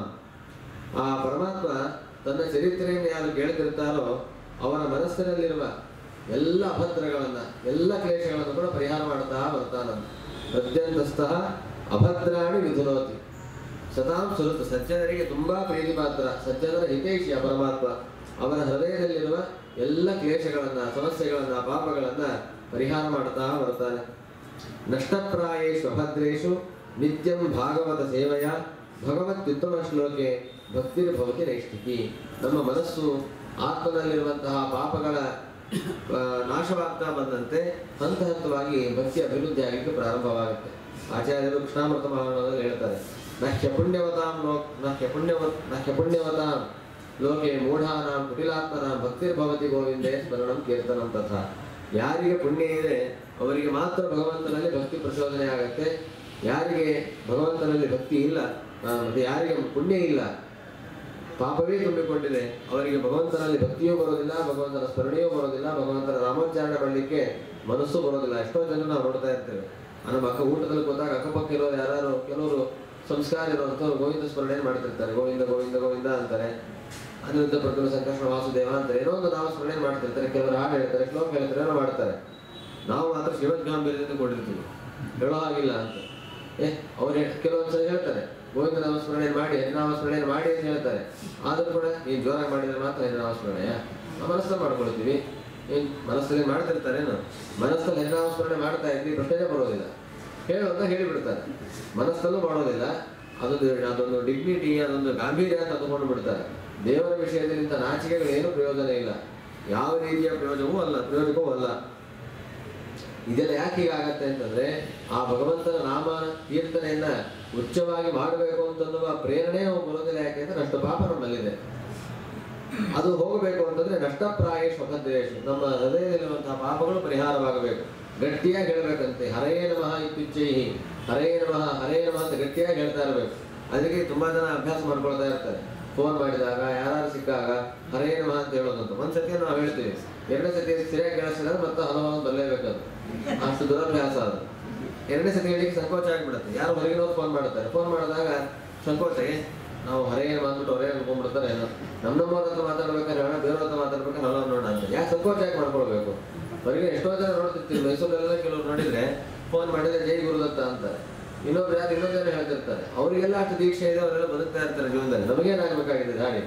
ಹಾಗಾಗಿ ಯಾವ ಸಂಕೋಚವೂ ಇಲ್ಲದೆ ಧೈರ್ಯವಾಗಿ ನಾವು ಹೇಳ್ಬೋದು ಹರೇ ನಮಃ ಅಂತ. ಫೋನಲ್ಲಿ ಮಾತ್ರ ಅಂತಲ್ಲ, ಎಲ್ಲಾ ಸಂದರ್ಭದಲ್ಲಿ ಯಾರು ಎದುರಿಗೆ ಸಿಗಲಿ, ನಾವು ಇನ್ನೊಬ್ಬರಿಗೆ ಮಾತಾಡಿಸ್ಬೇಕಾದ್ರೆ, ನಮಗೆ ಇನ್ನೊಬ್ರು ಮಾತಾಡಿಸ್ಬೇಕಾದ್ರೆ, ಬರೀಬೇಕಾದ್ರೆ, ಓದಬೇಕಾದ್ರೆ, ಎಲ್ಲಾ ಸಂದರ್ಭದಲ್ಲೂ ಭಗವಂತನ ನಾಮಸ್ಮರಣೆಯನ್ನ ಅವಶ್ಯವಾಗಿ ನಾವು ಮಾಡಬೇಕು. ಅದನ್ನೇ ಸಂಕೋಚ ಮಾಡ್ಕೊಳ್ಳೋ ಅವಶ್ಯಕತೆ ಇಲ್ಲ. ದಾಸರು ಹೇಳುವಂತೆ ಭಗವಂತನ ಮುಂದೆ ಲಜ್ಜೆ ಬಿಟ್ಟು ಕುಣಿಬೇಕಂತೆ. ಕುಣಿಯೋದೊಂದು ದೂರದ ಮಾತು. ಯಾರಿಗೆ ಕುಣಿಯೋ ಹುಚ್ಚಿರುತ್ತೆ ಅವ್ರ ಮಾತು ದೇವ್ರ ಮುಂದೆ ಕುಣಿತಾರೆ. ನಾವೆಲ್ಲ ಕುಣಿದು ಬಿಟ್ಟು ದೊಡ್ಡ ಅಪರಾಧ. ಕುಣಿಲೇಬಾರದು ದೇವ್ರ ಮುಂದೆ, ಏನೋ ಸಂಕೋಚ ಆಗಿಬಿಡುತ್ತೆ. ಯಾಕಟ್ಟು ನಮ್ಮನ್ನು ಸೇರ್ಕೊಂಡು ಹೇಳ್ತಾ ಇರೋದು, ಯಾರಿಗೆ ಹೇಳ್ತಾ ಇರೋದಲ್ಲ. ಯಾಕಟ್ಟು ಸಂಕೋಚ ಅಂತಂದ್ರೆ ನಾವೇನೋ ಭಾರಿ ಗಂಭೀರ ಮನುಷ್ಯರು ಅಂತ ಅಂದ್ಕೊಂಡಿರ್ತೀವಿ. ಆ ದೇವರ ಮುಂದೆ ಆ ಗಂಭೀರಕ್ಕೆ ಏನು ಮಹತ್ವ ಇದೆ? ಏನು ಮಹತ್ವವೂ ಇಲ್ಲ. ಮಧ್ಯಮಾನದಲ್ಲಿ ಆಚಾರ್ಯರ ಸಂಸಾರದಲ್ಲಿ ಹೇಳುವಂತೆ ನಿತ್ಯ ಪೂಜೆಯ ಕೊನೆ ಹಂತದಲ್ಲಿದ್ದಾಗ ಅಥವಾ ಬೇರೆ ಬೇರೆ ಸಂದರ್ಭಗಳಲ್ಲಿ ಗೀತವಾದಿತ್ತರ ನೃತ್ಯ ಕೈ ಭಗವಂತನ ಮುಂದೆ ಹಾಡಬೇಕಂತೆ, ಭಗವಂತನ ಮುಂದೆ ವಾದ್ಯಗಳನ್ನು ನುಡಿಸ್ಬೇಕು, ಭಗವಂತನ ಮುಂದೆ ನರ್ತನ ಮಾಡಬೇಕು. ಯಾಕಂದ್ರೆ ಕೈಕಾಲಗಳನ್ನು ಕೊಟ್ಟಿದ್ದಾನೆ ದೇವರು, ಏನು ಬೇಕೋ ಅದನ್ನು ಆಡಿಸುವಂತಹ ರೀತಿಯಲ್ಲಿ ಕೈಕಾಲಗಳನ್ನು ಕೊಟ್ಟಿದ್ದಾನೆ. ಬೇಡವಾದ ಸಂದರ್ಭದಲ್ಲಿ ಮಕ್ಕಳ ಮುಂದೆ ಮಕ್ಕಳಿಗೆ ಸಂತೋಷ ಆಗಬೇಕು ಅಂತ ಕುಣಿತಾ ಇರ್ತಾರೆ ತಂದೆ ತಾಯಿಯಂದರು. ಇವತ್ತೆಲ್ಲ ಹೊರಗಿನ ಜಗತ್ತನ್ನು ನೋಡಿದ್ರೆ ಹುಚ್ಚುಚ್ಚು ಕುಣಿತಾ ಇರ್ತಾರೆ, ಸಿನಿಮಾ ಹಾಡುಗಳಿಗೆ ಕುಣಿತಾರೆ, ಯಾವುದಾದಕ್ಕೂ ಕುಣಿತಾರೆ. ದೇವರ ಮುಂದೆ ನರ್ತನ ಮಾಡಬೇಕು ಅಂದಾಗ ಸಂಕೋಚ ಬರಲಿಕ್ಕೆ ಪ್ರಾರಂಭವಾಗುತ್ತೆ. ಆ ರೀತಿಯ ಸಂಕೋಚ ಭಾವನೆ ಇರಬಾರದು. ಇದೆಲ್ಲ ಯಾಕೆ ಹೀಗೆ ಸಂಕೋಚ ಭಾವನೆ ಬರುತ್ತೆ ಬೇಡ ಅನ್ಸುತ್ತೆ ಅಂತಂದ್ರೆ, ಆ ಭಗವಂತನ ಮುಂದೆ ನಮ್ಮ ಈ ಪ್ರವೃತ್ತಿಯನ್ನು ಮಾಡಲಿಕ್ಕೆ ಅಷ್ಟು ಒಳ್ಳೆ ಪುಣ್ಯ ನಮಗಿರೋದಿಲ್ಲ. ಅದಕ್ಕೆಲ್ಲ ಬೇಕು ಅಂದರೆ ಭಗವಂತನ ಪ್ರಾರ್ಥನೆಯನ್ನು ನಿರಂತರವಾಗಿ ಮಾಡ್ತಾ ಇರಬೇಕು. ದೇವರ ಮುಂದೆ ನಾವು ಯಾವತ್ತೂ ಸಂಕೋಚವನ್ನು ಮಾಡಿಕೊಳ್ಳಬಾರದು ಅನ್ನೋ ಮನಸ್ಥಿತಿಯನ್ನು ತಂದುಕೊಳ್ಬೇಕು. ಅದೆಲ್ಲ ಮನಸ್ಸಿನಲ್ಲಿರುವ, ನಮ್ಮ ದೇಹದಲ್ಲಿರುವ, ಆತ್ಮನಲ್ಲಿರುವಂತಹ ಪಾಪಗಳು, ಕ್ಲೇಶಗಳು ಪರಿಹಾರವಾಗ್ತಾ ಇದ್ದಂತೆ ಭಾಗವತರ ಸೇವೆಯಿಂದ ಭಗವತ್ ಉತ್ತಮ ಶ್ಲೋಕೆ ಭಕ್ತಿರ್ಭವತಿ ನೈಷ್ಠಿಕಿ, ಭಗವಂತನಲ್ಲಿ ನೈಷ್ಠಿಕವಾದಂತಹ ಭಕ್ತಿ ಬರಲಿಕ್ಕೆ ಸಾಧ್ಯವಾಗುತ್ತೆ. ಅನಂತರದಲ್ಲಿ ಭಕ್ತಿ ಬಂದಾಗ ಏನಾಗುತ್ತೆ, ಭಕ್ತಿ ಅಭಿವೃದ್ಧಿಯಿಂದ ಆಗುವ ಪ್ರಯೋಜನ ಏನು ಅಂತಂದ್ರೆ, ತದಾ ರಜಸ್ತಮೋಭಾವ ಕಾಮಲೋಭಾದಯಶ್ಚಯೇ ಚೇತಯೇತೆ ರನಾವಿದ್ಧಂ ಸ್ಥಿತಂ ಸತ್ವೇ ಪ್ರಸೀದತಿ. ರಜಸ್ಸು ಮತ್ತು ತಮಸ್ಸುಗಳ ಪ್ರವೃತ್ತಿ ಅಥವಾ ರಜಸ್ಸು ತಮಸ್ಸುಗಳಿಂದ ಉಂಟಾಗುವಂತಹ ಕಾಮ, ಲೋಭ, ರಾಗ ಇವೆಲ್ಲವೂ ಕೂಡ ಹಂತ ಹಂತವಾಗಿ ಕ್ಷೀಣಿಸ್ತಾ ಬರ್ತವೆ. ಭಗವಂತನಲ್ಲಿ ಭಕ್ತಿ ಜಾಸ್ತಿ ಆದಂತೆ ಈ ಎಲ್ಲ ಅರಿಷಡ್ವರ್ಗಗಳು ಕ್ಷೀಣಿಸ್ತಾ ಬರ್ತವೆ. ಚೇತಯತೆ ರನಾವಿದ್ಧಂ, ಈ ಕಾಮಕ್ರೋಧಾದಿಗಳಿಂದ ಯಾವಾಗ ದೂರವಾಗತ್ತೆ ಮನಸ್ಸು, ಆಗ ಸತ್ವೇ ಪ್ರಸೀದತಿ, ಸತ್ವಗುಣಗಳಲ್ಲಿ ಭಗವಂತನಲ್ಲಿ ಪ್ರಸನ್ನವಾಗಿ ಆ ಮನಸ್ಸು ವಿಹಾರ ಮಾಡಲಿಕ್ಕೆ ಸಾಧ್ಯವಾಗುತ್ತೆ. ಭಗವಂತನ ಚಿಂತನೆಯಿಂದ ಎಷ್ಟೋ ಸಮಸ್ಯೆಗಳನ್ನು ಪರಿಹಾರ ಮಾಡಿಕೊಳ್ಳಿಕ್ಕೆ ಸಾಧ್ಯವಿದೆ. ಒಬ್ಬರ ಮೇಲೆ ಸಿಟ್ಟು ಬರುತ್ತೆ ಅಂದ್ಕೊಳ್ಳೋಣ. ಸಿಟ್ಟು ಬಂದಾಗ ಆ ದೇವರ ಸ್ವಾತಂತ್ರ್ಯ, ಜೀವನ ಅಸ್ವಾತಂತ್ರ್ಯವನ್ನು ಚಿಂತನೆ ಮಾಡಿದರೆ ಎಷ್ಟೋ ಕೋಪ ಕಡಿಮೆ ಆಗೋಗುತ್ತೆ. ಆ ಕ್ಷಣದಲ್ಲಿ ಮನಸ್ಸನ್ನು ನಾವು ಚಿಂತನೆ ಮಾಡಲಿಕ್ಕೆ ಪ್ರಾರಂಭ ಮಾಡಬೇಕು. ಈ ಎಷ್ಟೋ ಹೇಳ್ತಿರ್ತಾರಲ್ಲ, ಸಿಟ್ಟು ಬಂದಾಗ 1, 2, 3, 4, 5, 6, 7 ನೆನೆಸ್ತಾ ಕೊಡಿ ಅಂತ. ಯಾಕೆಂದ್ರೆ ಸ್ವಲ್ಪ ಮನಸ್ಸಿಗೆ ಡೈವರ್ಟ್ ಆಯಿತು ಅಂತಂದ್ರೆ ಆ ಕೋಪದ ಭಾವನೆ ಇಳಿತಾ ಬರುತ್ತೆ. ಅದೊಂದು ಲೌಕಿಕವಾದ ಕ್ರಮ. ಅದೇ ರೀತಿ ತತ್ವಸಂಖ್ಯಾನ ತತ್ವವಿವೇಕಗಳಲ್ಲಿ ಹೇಳಿದಂತೆ ಭಗವಂತನ ಸ್ವಾತಂತ್ರ್ಯ, ಜೀವನ ಅಸ್ವಾತಂತ್ರ್ಯ, ಭಗವಂತನ ಪ್ರೇರಕತ್ವ, ನಮ್ಮ ಕರ್ಮಾನುಸಾರಿಯಾಗಿ ನಡೆಯುವಂತಹ ವ್ಯವಸ್ಥೆಗಳು, ನಾವು ಮಾಡಿದ ಪಾಪಗಳು ಎಲ್ಲವನ್ನೂ ನೆನಪಿಸಿಕೊಳ್ಳೋಕೆ ಹೋದ್ರೆ ಇವರು ಮಾಡಿದ ಶಿಕ್ಷೆ ಕಡಿಮೆ ಇದೆ, ಇನ್ನೂ ಕೊಡಬೇಕಾಗಿತ್ತು ನಮಗೆ ಅನ್ಸುತ್ತೆ. ಒಂದ್ಸತಿ ನೆನಪಿಸ್ಕೊಳ್ಬೇಕು, ನಾವು ಹುಟ್ಟದ ಆರಂಭದಿಂದ ನಮಗೆ ನೆನಪಿರುವಂತ ಎಷ್ಟೆಷ್ಟು ಕೆಟ್ಟ ಕೆಲಸಗಳನ್ನು ನಾವು ಮಾಡಿದ್ದೇವೆ ಅಂತ. ಆಗ ನಾವು ಮಾಡಿದ ಯಾವ್ದು ಜನ್ಮಾಂತರದ್ದು ಬೇಡ, ಈ ಜನ್ಮದಲ್ಲಿ ಮಾಡಿದ ಇಷ್ಟು ಪಾಪ ಕೆಲಸಗಳಿಗೆ ದೇವರು ನಮಗೆ ಕೊಡ್ತಾ ಇರುವಂತಹ ಶಿಕ್ಷೆ ಬಹಳ ಕಡಿಮೆ ಇದೆ ಅಂತ ಆ ಕ್ಷಣಕ್ಕೆ ಅನಿಸುತ್ತೆ. ಮತ್ತೆ ಆ ವ್ಯಕ್ತಿಯು ಕೂಡ ಅಸ್ವತಂತ್ರರೇ, ಅವರೇನು ಮಾಡ್ತಾರೆ, ಅವರಲ್ಲಿ ದೇವರು ಪ್ರೇರಣೆ ಮಾಡ್ತಾ ಇರ್ತಾನೆ. ಹಾಗಾಗಿ ಯಾರ ಮೇಲೆ ಸಿಟ್ಟು ಮಾಡ್ಕೊಳ್ಬೇಕು, ನನ್ನ ಮೇಲೆ ನಾನು ಸಿಟ್ಟು ಮಾಡ್ಕೊಳ್ಬೇಕು, ನನ್ನ ಕರ್ಮದ ಮೇಲೆ ನಾನು ಸಿಟ್ಟು ಮಾಡ್ಕೊಳ್ಬೇಕು. ಅಲ್ಲಿ ಸಿಟ್ಟು ಮಾಡ್ಕೊಂಡು ಏನು ಪ್ರಯೋಜನ ಇಲ್ಲ. ಹಾಗಾದ್ರೆ ಆ ಸಿಟ್ಟನ್ನು ಬಿಟ್ಟು ಆ ಕರ್ಮದ ಪರಿಹಾರಕ್ಕಾಗಿ ನಾವು ಪ್ರವೃತ್ತಿಯನ್ನು ಮಾಡಬೇಕು. ಏವಂ ಪ್ರಸನ್ನ ಮನಸಃ ಭಗವತ್ ಭಕ್ತಿ ಯೋಗತಃ ಭಗವತ್ ತತ್ವವಿಜ್ಞಾನಂ ಮುಕ್ತ ಸಂಗಸ್ತಿ ಜಾಯತೆ. ಯಾವಾಗ ಸಾಧಕರು ಭಗವಂತನ ಭಕ್ತಿಯ ಸಂಪಾದನೆಯನ್ನು ಮಾಡಿ ಕಾಮಕ್ರೋಧಾದಿಗಳಿಂದ ಮುಕ್ತವಾದ ಮನಸ್ಥಿತಿಯನ್ನು ತಂದುಕೊಂಡಿರುತ್ತಾರೆ, ಭಗವಂತನ ಭಕ್ತಿಯನ್ನು ಅದರಲ್ಲಿ ಸಂಪಾದನೆ ಮಾಡಿಕೊಂಡಿರುತ್ತಾರೆ, ಆಗ ಭಗವಂತನ ಬಗ್ಗೆ ಶುದ್ಧವಾದ ಜ್ಞಾನ ಬರಲಿಕ್ಕೆ ಸಾಧ್ಯ ಇದೆ. ಇದು ಒಂಥರ ಒಂದಕ್ಕೊಂದಕ್ಕೆ ಲಿಂಕ್ ಇರುವಂಥ ಸರಪಳಿ ಥರ ಇದ್ದಾಗಿದೆ. ಜ್ಞಾನದಿಂದ ಭಕ್ತಿ, ಭಕ್ತಿಯಿಂದ ಜ್ಞಾನ, ಇವೆರಡರಿಂದ ಕರ್ಮ, ಕರ್ಮದಿಂದ ಜ್ಞಾನ, ಭಕ್ತಿ. ಅದರ ಅರ್ಥ ಏನು ಅಂತಂದ್ರೆ ಹಂತ ಹಂತವಾಗಿ ಅದು ಬೆಳ್ಕೊಂಡು ಹೋಗ್ತಾನೆ ಇರುತ್ತೆ. ಇದರಿಂದ ಅದು ಒಂದು ಹಂತದಲ್ಲಿ ಎಲ್ಲೋ ಒಟ್ಟಿಗೆ ಸುರಾಗ್ಬಿಡ್ಬೇಕು. ಅದು ಏನೋ ಇರುತ್ತೆ ಒಳಗೆ, ಜ್ಞಾನ, ಭಕ್ತಿ, ವೈರಾಗ್ಯ ಸಣ್ಣ ಹಂತದಲ್ಲಿ ಪ್ರಾರಂಭ ಆಗುತ್ತೆ. ಒಂದಕ್ಕೊಂದಕ್ಕೆ ಪೋಷಣೆ ಕೊಟ್ಕೊಂಡು ಬೆಳೀತಾ ಹೋಗುತ್ತೆ. ಕರ್ಮದಿಂದ ಜ್ಞಾನ ಭಕ್ತಿಗಳಿಗೆ ಪೋಷಣೆ, ಜ್ಞಾನ ಭಕ್ತಿಗಳಿಗೆ ಕರ್ಮಕ್ಕೆ ಪೋಷಣೆ, ಮತ್ತೆ ಕರ್ಮದಿಂದ ಜ್ಞಾನ ಭಕ್ತಿಗಳಿಗೆ ಪೋಷಣೆ, ಹೀಗೆ ಬೆಳೀತಾ ಬೆಳೀತಾ ಬೆಳೀತಾ ಹೋಗುತ್ತೆ. ಕೊನೆಯಲ್ಲಿ ಪರಿಪಕ್ವವಾದಂತಹ ಭಕ್ತಿಯನ್ನು ಸಂಪಾದನೆ ಮಾಡಲಿಕ್ಕೆ ಸಾಧ್ಯವಿದೆ. ಇಷ್ಟೆಲ್ಲ ಭಗವಂತನ ವಿಜ್ಞಾನವನ್ನು ಸಂಪಾದನೆ ಮಾಡಿ ಮಹಾತತ್ವಜ್ಞಾನಿ ಅಂತ ಕರೆಸಿಕೊಳ್ಳುವ ಹಂತಕ್ಕೆ ಬರ್ತಾನೆ. ಅಲ್ಲಿ ಮುಗಿದೋಯ್ತಾ? ಅಲ್ಲಿಗೂ ಮುಗಿಲಿಲ್ಲ. ಬೇಕಾದಷ್ಟು ಸಂಶಯ ಇರುತ್ತೆ. ತಿಳಿದವರಿಗೆ ಸಂಶಯ ಜಾಸ್ತಿ ಅಂತ. ದುಡ್ಡಿದ್ರೆ ಚಿಂತೆ ಜಾಸ್ತಿ. ನಾವು ಅಂದ್ಕೊಳ್ತೀವಿ ದುಡ್ಡಿದ್ರೆ ಎಲ್ಲ ಮಾಡ್ಬೋದಾಗಿತ್ತು ಅಂತ. ದುಡ್ಡಿದ್ದವರಿಗೆ ಚಿಂತೆ ಜಾಸ್ತಿ. ಕೊರೋನಾ ಅಲ್ಲ, ಯಾವುದು ನೋಟ್ ಬ್ಯಾನ್ ಮಾಡಿದ್ರಲ್ಲ ಸರ್ಕಾರದವರು. ಆಗ ಇಡೀ ಜಗತ್ತಿನ ಪ್ರತಿಯೊಬ್ಬ ದೇಶದ ಎಲ್ಲಾ ಶ್ರೀಮಂತರು ತಲೆಬಿಸಿ ಮಾಡ್ಕೊಂಡಿದ್ರು. ಸಣ್ಣ ಹಂತದ ಸಂಪಾದನೆ ಇರೋದನ್ನು ಆರಂಭ ಮಾಡಿಕೊಂಡು ದೊಡ್ಡವ್ರ ತನಕ ಯಾವ ಚಿಂತೆ ಇಲ್ಲದೆ ಇರೋರು ಬಡವರು ಮಾತ್ರ. ಅವ್ರಿಗೆ ಚಿಂತೆನೇ ಇರಲಿಲ್ಲ. ಅವ್ರಿಗೆ 500 ರೂಪಾಯಿ ನೋಟೇ ನೋಡಿರೋದಿಲ್ಲ, 1000 ರೂಪಾಯಿ ನೋಟೇ ನೋಡಿರೋದಿಲ್ಲ ಅವರು. ಈಗ ಅವ್ರಿಗೆ ಯಾವ ತಲೆಬಿಸಿಯೂ ಇಲ್ಲ. 100, 20, 50 ಜೀವನ ನಡೆಸುವಂಥವ್ರು ಅವ್ರಿಗೆ ಟೆನ್ಷನೇ ಇರಲಿಲ್ಲ. ಕೋಟಿಗಟ್ಟಲೆ ಸಂಪಾದನೆ ಮಾಡಿದವರು, ಕೋಟಿ ಕೋಟಿ ಕೋಟಿ ಸಂಪಾದನೆ ಮಾಡಿದವ್ರ ಪರಿಸ್ಥಿತಿ ಅದೆಷ್ಟು ಜನ ಶುಗರ್ ಸಮಸ್ಯೆ ಒಳಗಾದ್ರು, ಎಷ್ಟು ಜನ ಹಾರ್ಟ್ ಪ್ರಾಬ್ಲಮ್ ಒಳಗಾದ್ರು, ಎಷ್ಟು ಜನ ನದಿಗೆ ಹಾಕಿದ್ರು ದುಡ್ಡುಗಳನ್ನು. ಯಾಕಂತಂದರೆ ಶ್ರೀಮಂತಿಗೆ ಜಾಸ್ತಿ ಆದಷ್ಟು ಚಿಂತೆಯೂ ಜಾಸ್ತಿ, ಆಗ ಅವರಿಗೆ ರೋಗಗಳು ಜಾಸ್ತಿ, ಎಲ್ಲ ಜಾಸ್ತಿ ಇರುತ್ತೆ ಅವರಿಗೆ. ಅದೇ ರೀತಿ ಶಾಸ್ತ್ರದ ದಾರಿಯಲ್ಲೂ ತುಂಬ ಓದಿದಾಗ ಸಮಸ್ಯೆಗಳು ಜಾಸ್ತಿ ಬರುತ್ತೆ. ನಾವೇನು ಓದೇ ಇರೋದಿಲ್ಲಲ್ಲ, ನಮಗೇನು ಸಮಸ್ಯೆನೇ ಬರೋದಿಲ್ಲ. ನಮಗೆಲ್ಲ ಏಕಾದಶಿ ಉಪವಾಸ ಮಾಡಬೇಕು, ಪಂಚಾಂಗದಲ್ಲಿ ಹಾಕಿರ್ತಾರೆ ಇವತ್ತು ಏಕಾದಶಿ ಅಂತ. ಏಕಾದಶಿ ಉಪವಾಸ ಮಾಡಿಬಿಟ್ಟು ಮುಗಿದೋಯ್ತು. ವಾಸಿಕೆ ಅಂತವ್ರು ಇದ್ದರೆ ಸ್ವಲ್ಪ ವಿಚಾರ ಮಾಡ್ತಾರೆ ಅದ್ರ ಬಗ್ಗೆ, ತಲೆ ಬಿಸಿ ಜಾಸ್ತಿ ಆವಾಗ. ಅದ್ರ ಪ್ರಕಾರ ಮಾಡ್ಬೇಕಾ, ಇದ್ರ ಪ್ರಕಾರ ಮಾಡ್ಬೇಕಾ, ಹೇಗೆ ಮಾಡ್ಬೇಕು, ಹಾಗೆ ಮಾಡಬೇಕು ಅಂತ ಹೇಳಿ ಏನೋ ದಾರಿ ಬೇಕು. ಏನು ಗೊತ್ತಿಲ್ಲದೆ ಇದ್ರೆ ತಲೆ ಬಿಸಿನೇ ಇಲ್ಲ. ಹಾಗಾದರೆ ತಿಳಿದಷ್ಟು ಸಮಸ್ಯೆಗಳು ಜಾಸ್ತಿ ಆಗ್ತಾ ಹೋಗುತ್ತೆ. ತಾತ್ಪರ್ಯ ಏನು ಅಂತಂದರೆ ವಿಚಾರಗಳ ಆಳ ಅಗಲ ಜಾಸ್ತಿ ಆದಷ್ಟು ನಿರ್ಣಯ ಮಾಡಿಕೊಳ್ಬೇಕಾದ ಜವಾಬ್ದಾರಿಯೂ ಜಾಸ್ತಿ ಆಗುತ್ತೆ. ಎಲ್ಲರಿಗೂ ಆ ಸಾಮರ್ಥ್ಯ ಇರೋದಿಲ್ಲ. ಕೆಲವರಿಗೆ ಅಂತ ಸಾಮರ್ಥ್ಯ ಕೊಟ್ಟಿರ್ತಾನೆ ದೇವರು. ಎಷ್ಟೇ ವಿಸ್ತಾರವಾದ ವಿಚಾರವನ್ನು ಮಾಡಿದರೂ ಕೆಲವರು ಅನೇಕ ಹಂತಗಳು ನೋಡ್ತಾ ಹೋಗ್ತಾರೆ, ಯಾವುದೋ ನಿರ್ಧಾರ ಸಿಗದೆ ನಾಸ್ತಿಕರಾಗಿಬಿಡ್ತಾರೆ. ಇದೇನು ಗೊಂದಲಪ್ಪ, ಇದು ಯಾವುದು ಸರಿಯಲ್ಲ, ಬಿಟ್ಟೇ ಬೋರ್ಡ್ ಎಲ್ಲ ಅಂತ ಹೇಳಿ. ಹಾಗಾಗಬಾರ್ದಲ್ಲ. ಹಾಗೆ ಅಷ್ಟು ನಾವು ವಿಸ್ತಾರವಾಗಿ ಅಧ್ಯಯನ ಮಾಡ್ತೀವಿ ಅಂತಂದರೆ ಏಕಾದಶಿ ಉಪವಾಸ ತುಂಬ ತಲೆ ಕೆಡಿಸ್ಕೊಳ್ಳೋಕೆ ಕೆಲವರು ಇರ್ತಾರೆ. ತ್ರಿಗಣಿತ ಮಾಡಬೇಕಾ, ಸೂರ್ಯ ಸಿದ್ಧಾಂತ, ಆರ್ಯ ಮಠನ, ಆ ಮಠನ, ಈ ಮಠನ, ಇಷ್ಟೆಲ್ಲ ಸಮಸ್ಯೆ ಇದೆಯಲ್ಲ, ಸರಿ ಏಕಾದಶಿ ಮಾಡೋದೇ ಬೇಡ, ಬಿಟ್ಬೋಣ. ಮೊನ್ನೆ ಯಾರೋ ಬಂದಿದ್ರು ಹಾಗೆ, 2 ಏಕಾದಶಿ ಸಮಸ್ಯೆ ಇತ್ತಲ್ಲ, ಹಾಗಾಗಿ ಎಲ್ಲ ಮಠಗಳು ಒಂದು ರೀತಿ ಮಾಡ್ತಾ ಇದ್ರೆ ನಾವು ಮಾಡೋದೇ ಬೇಡ. ಇದನ್ನ ಯಾವ ಹುಚ್ಚುತನ ಹೇಳಿದ್ರು ನಿಮಗೆ? ಅವ್ರ ಮಠದ ಅವ್ರ ಪ್ರಕಾರ ಮಾಡಲಿ, ನಿಮಗೆ ಹೇಳಿದ್ರೆ ನೀವು ಮಾಡಿ ಅಷ್ಟೇ. ಎಲ್ಲರ ಸಮಸ್ಯೆಯನ್ನು ಪರಿಹಾರ ಮಾಡಿ ನಿಮಗೆ ಯಾರು ಜವಾಬ್ದಾರಿ ಕೊಟ್ಟರು? ಭಗವದ್ಗೀತೆಯಲ್ಲಿ ಕೃಷ್ಣ ಪರಮಾತ್ಮನ ಮುಂದೆ ಅರ್ಜುನ ಅಷ್ಟು ಸಾಮಾಜಿಕವಾದ ಮಾನವೀಯ ಪ್ರಶ್ನೆಗಳನ್ನು ಮಾಡಿದರೆ ಇಡೀ 700 ಶ್ಲೋಕದಲ್ಲಿ ಒಂದು ಪ್ರಶ್ನೆಗೂ ನೇರವಾಗಿ ಉತ್ತರ ಕೊಟ್ಟಿಲ್ಲ. ಸ್ತ್ರೀಷ ದುಷ್ಟಾಸ್ಮಾಶ್ನೇಯ ಜಾಯತೆ ವರ್ಣ ಸಂಕರ, ಎಂಥ ಘೋರವಾದ ಸ್ಥಿತಿ ಇದೆ ಯೋಚನೆ ಮಾಡಿರಿ. ಸಂಕರ ನರಕಾಯಿವ ಕುಲಜ್ಞಾನ ಕುಲಸಿಜ ಪದಂತಿ ಪಿತರೋಕೇಶ, ಒಂದೊಂದು ಮಾತುಗಳು ಕೂಡ ಎಷ್ಟು ಮಾರ್ಮಿಕವಾದ ಪ್ರಶ್ನೆಗಳು. ನಮ್ಮಂಥವರಾಗಿದ್ದರೆ ಈ ಪ್ರಶ್ನೆಗಳಿರೋದು ಹೌದಪ್ಪ ನೀವು ಹೇಳಿ ಸರಿ, ಯುದ್ಧನೇ ಮಾಡಬೇಡ ಅಂತ ಹೇಳಿಬಿಡ್ತಿದ್ದ ನಾವು. ಆದರೆ ಆ ಮಾತುಗಳಿಗೆ, ಆ ಪ್ರಶ್ನೆಗಳಿಗೆ ಉತ್ತರವನ್ನೇ ಕೊಡೋದಿಲ್ಲ ಕೃಷ್ಣ. ಅದರ ಅರ್ಥ ಆ ಪ್ರಶ್ನೆಗೆ ಅರ್ಥವೇ ಇಲ್ಲ ಮಾಡಿಟ್ಬಿಟ್ಟಿದ್ದಾನೆ. ಅಶೋಚ್ಯಾನನು ಶೋಚಸ್ತು ಪ್ರಜ್ಞಾವಾದಷ್ಟು ಭಾಷೆ, ಭಾರಿ ಪಂಡಿತರಂತೆ ಮಾತಾಡ್ತೀಯಲ್ಲಪ್ಪ, ನಿನ್ನ ಕೆಲಸ ನೀನು ಮಾಡು. ಕೊನೆ ಹೇಳಿದಷ್ಟು ಉದ್ಧರೇ ಆತ್ಮನಾತ್ಮಾನ ಭವಸಾದಯೇ ಆತ್ಮೈವ ಖ್ಯಾತ್ಮನೋ ಬಂತು ಆತ್ಮೈವ ಪರಾತ್ಮನ, ನಿನ್ನ ಉದ್ಧಾರ ನೀನು ಮಾಡೋಕೆ ಒಳ್ಳೆದು ತಿಳಿಸಿ ನಿನಗೆ ಯಾಕೆ ಅಂತ. ಹಾಗಾದರೆ ನಮ್ಮ ಕರ್ತವ್ಯಗಳೇನು? ನಮ್ಮ ಕರ್ತವ್ಯ ನಾವು ಮಾಡಬೇಕಷ್ಟೇ. ಇಡೀ ಜಗತ್ತಿನ ಉಸಾಬರಿ ತೊಗೊಂಡು ಏನಾಗಬೇಕು? ದೇವರು ಹೇಳಿ ಕಳಿಸಿದಾನ, ಸೂರ್ಯಚಂದ್ರಿಗೆ ಹೇಳಿ ಕಳಿಸಿದಾನೆ, ಇಡೀ ಜಗತ್ತಿಗೆ ಬೆಳಕನ್ನು ಕೊಡ್ರಪ್ಪ ಅಂತ. ನಮಗೇನೋ ಹೇಳಿ ಕಳಿಸಿದ ಹಾಗೆ ಎಲ್ಲರ ಸಮಸ್ಯೆ ಪರಿಹಾರ ಮಾಡಿ ಅಂತ ನಾವೇ ತಲೆಮೇಲೆ ಹಾಕೊಂಡ್ಬಿಡೋದು. ಇಡೀ ಜಗತ್ತಿನ ಸಮಸ್ಯೆ ನಮ್ಮ ತಲೆ ಮೇಲೆ ಪರಿಹಾರ ಮಾಡ್ಲಿಕ್ಕೆ ಆಗೋದಿಲ್ಲ, ಮತ್ತೆ ಆಡೋದು ಬಿಡೋದಿಲ್ಲ. ಹಾಗಾಗಿ ಇದೆಲ್ಲ ಯಾಕೆ ಬೇಕು? ನಮ್ಮ ಕರ್ತವ್ಯಗಳೇನು ಅದನ್ನು ಪಾಲಿಸ್ತಾ ಹೋದರೆ ಸಾಕು, ಜಗತ್ತಿಗೆ ಕ್ಷೇಮ ಅದು. ಅದೇ ರೀತಿ ಇಂಥ ಸಾವಿರಾರು ಸಮಸ್ಯೆಗಳು ಬರುತ್ತೆ. ಆ ಬಂದಾಗ ಕೆಲವು ಸಮಸ್ಯೆಗಳನ್ನು ವಿಚಾರ ಮಾಡಿ ಭಗವಂತನ ಸೇವೆಯನ್ನು ಮಾಡಿ ಗುರುಗಳ ಮುಖಾಂತರ ಪರಿಹಾರ ಮಾಡ್ಕೊಳ್ಳಿಕ್ಕೆ ಅವಕಾಶ ಇದೆ. ಇನ್ನು ಎಷ್ಟೋ ಸಮಸ್ಯೆಗಳಾಗಿ ಉಳಿಯುತ್ತೆ. ಯಾಕೆ ಉಳಿಯುತ್ತೆ ಅಂತಂದರೆ ನಮ್ಮ ಇತಿಮಿತಿಯ ಜ್ಞಾನ ನಮಗೆ ಆಗಬೇಕಲ್ಲ. ಅದೆಲ್ಲ ಪರಿಹಾರ ಆಗೋದು ಯಾವಾಗ? ಪರಿಹಾರ ಆಗೋದಿಲ್ಲ ಅಂತಿಲ್ಲ, ಪರಿಹಾರ ಆಗುತ್ತೆ. ಯಾವಾಗ ಪರಿಹಾರ ಆಗುತ್ತೆ ಅಂದರೆ ಪರಮಾತ್ಮನ ದರ್ಶನವಾದಾಗಲೇ ಪರಿಹಾರವಾಗುತ್ತೆ. ಎಲ್ಲ ಇಲ್ಲೇ ಸಮಸ್ಯೆ ಪರಿಹಾರ ಆಗಿಬಿಟ್ರೆ ಭಗವಂತನ ದರ್ಶನದ ಮಹತ್ವ ಇದೆ ನಮಗೆ. ಹಾಗೆ ಕೆಲವು ಕುತೂಹಲಗಳನ್ನು ಉಳಿಸಿರ್ತಾರೆ ದೇವರು. ಆ ಕುತೂಹಲಗಳು ಉಳ್ಕೊಂಡು ಇನ್ನಷ್ಟು ಅಭ್ಯಾಸ ಮಾಡಿ, ಇನ್ನಷ್ಟು ಸಾಧನೆ ಮಾಡಿ ಅದೆಲ್ಲ ಪರಿಹಾರ ಆಗೋದು ಯಾವಾಗ ಅಂತಂದರೆ ವಿದ್ಯತೆ ಹೃದಯ ಗ್ರಂಥಿ ಛಿದ್ಯಂತೆ ಸರ್ವ ಸಂಶಯ ಕ್ಷೀಯಂತೆ ಚಾಸ್ಯಕರ್ಮಾಣಿ ದೃಷ್ಟೇವ ಆತ್ಮನೇ ಈಶ್ವರೇ.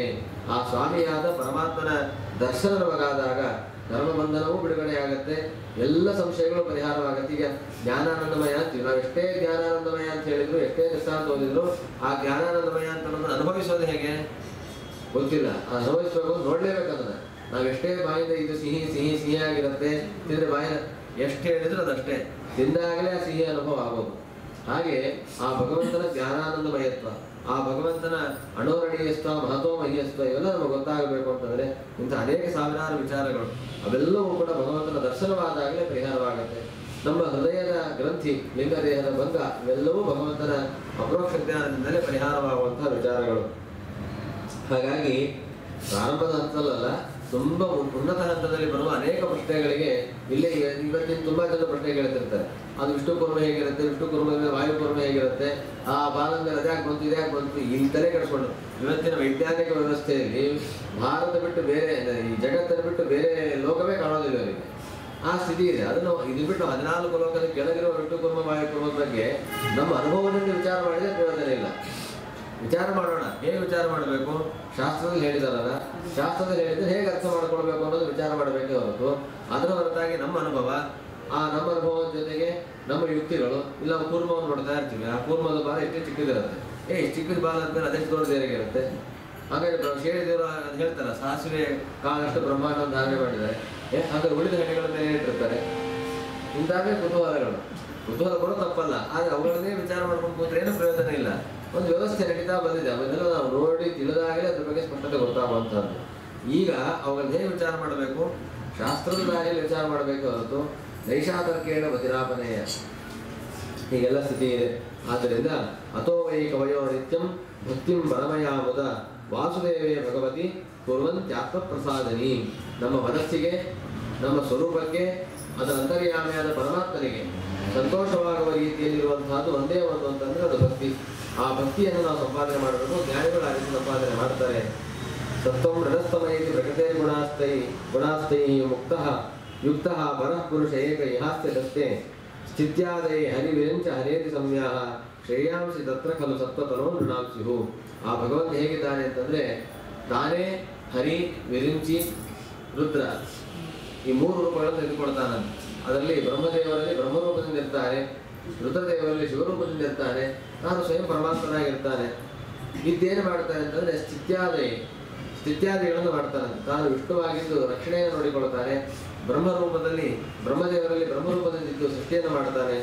ರುದ್ರದೇವರಲ್ಲಿ ರುದ್ರರೂಪದಿಂದಿದ್ದು ರುದ್ರಶಬ್ದ ವಾಚ್ಯನಾಗಿ ಜಗತ್ತಿನ ಸಂಹಾರವನ್ನು ಮಾಡ್ತಾ ಇದ್ದಾನೆ. ಇದೆಲ್ಲ ಯಾಕೆ ಮಾಡ್ತಾನೆ ಅಂತಂದ್ರೆ, ಶ್ರೇಯಾಂಸಿ ತತ್ರ ಖಲು ಸತ್ವತನೋ ನೃಣಾಂಸ್ಯು. ಜನರಿಗೆ ಒಳ್ಳೇದಾಗಲಿ ಅನ್ನೋ ಕಾರಣಕ್ಕೋಸ್ಕರ ಪರಮಾತ್ಮ ಈ ರೀತಿ ಮಾಡ್ತಾರೆ ಅಂತ ನಾವು ಅಂದ್ಕೊಳ್ತೀವಿ. ಸಂಹಾರ ಅಂತ ಒಳ್ಳೇದು ಹೇಗಾಗತ್ತೆ, ಸಂಹಾರ ಮಾಡಿದ್ರೆ ಮುಂದೆ ಲೋಕಕ್ಕೆ ಹೋಗೋದೇ ಹೇಗೆ, ಎಲ್ಲ ಆಗಲೇಬೇಕಲ್ಲ. ಭಗವದ್ಗೀತೆ ಕೃಷ್ಣ ಪರಮಾತ್ಮ ಹೇಳ್ತಾನೆ, ಈ ದೇಹದ ಬಿಡುಗಡೆ ಅಂತ ಅನ್ನೋದು ಜ್ಞಾನಿಗಳಿಗೆ ದೊಡ್ಡ ವಿಷಯವೇ ಅಲ್ಲ. ವಾಸಾಂಶ ಜೀರ್ಣಾನಿ ಯಥಾ ವಿಹಾಯ ನವಾನಿ ಗೃಹಾತಿ ನರೋ ಅಪರಾಣಿ ತಥಾ ಶರೀರಾಣಿ ವಿಹಾಯ ಜೀರ್ಣ ಧನ್ಯಾನಿ ಸಂಯಾತಿ ನವಾನಿ ದೇಹಿ.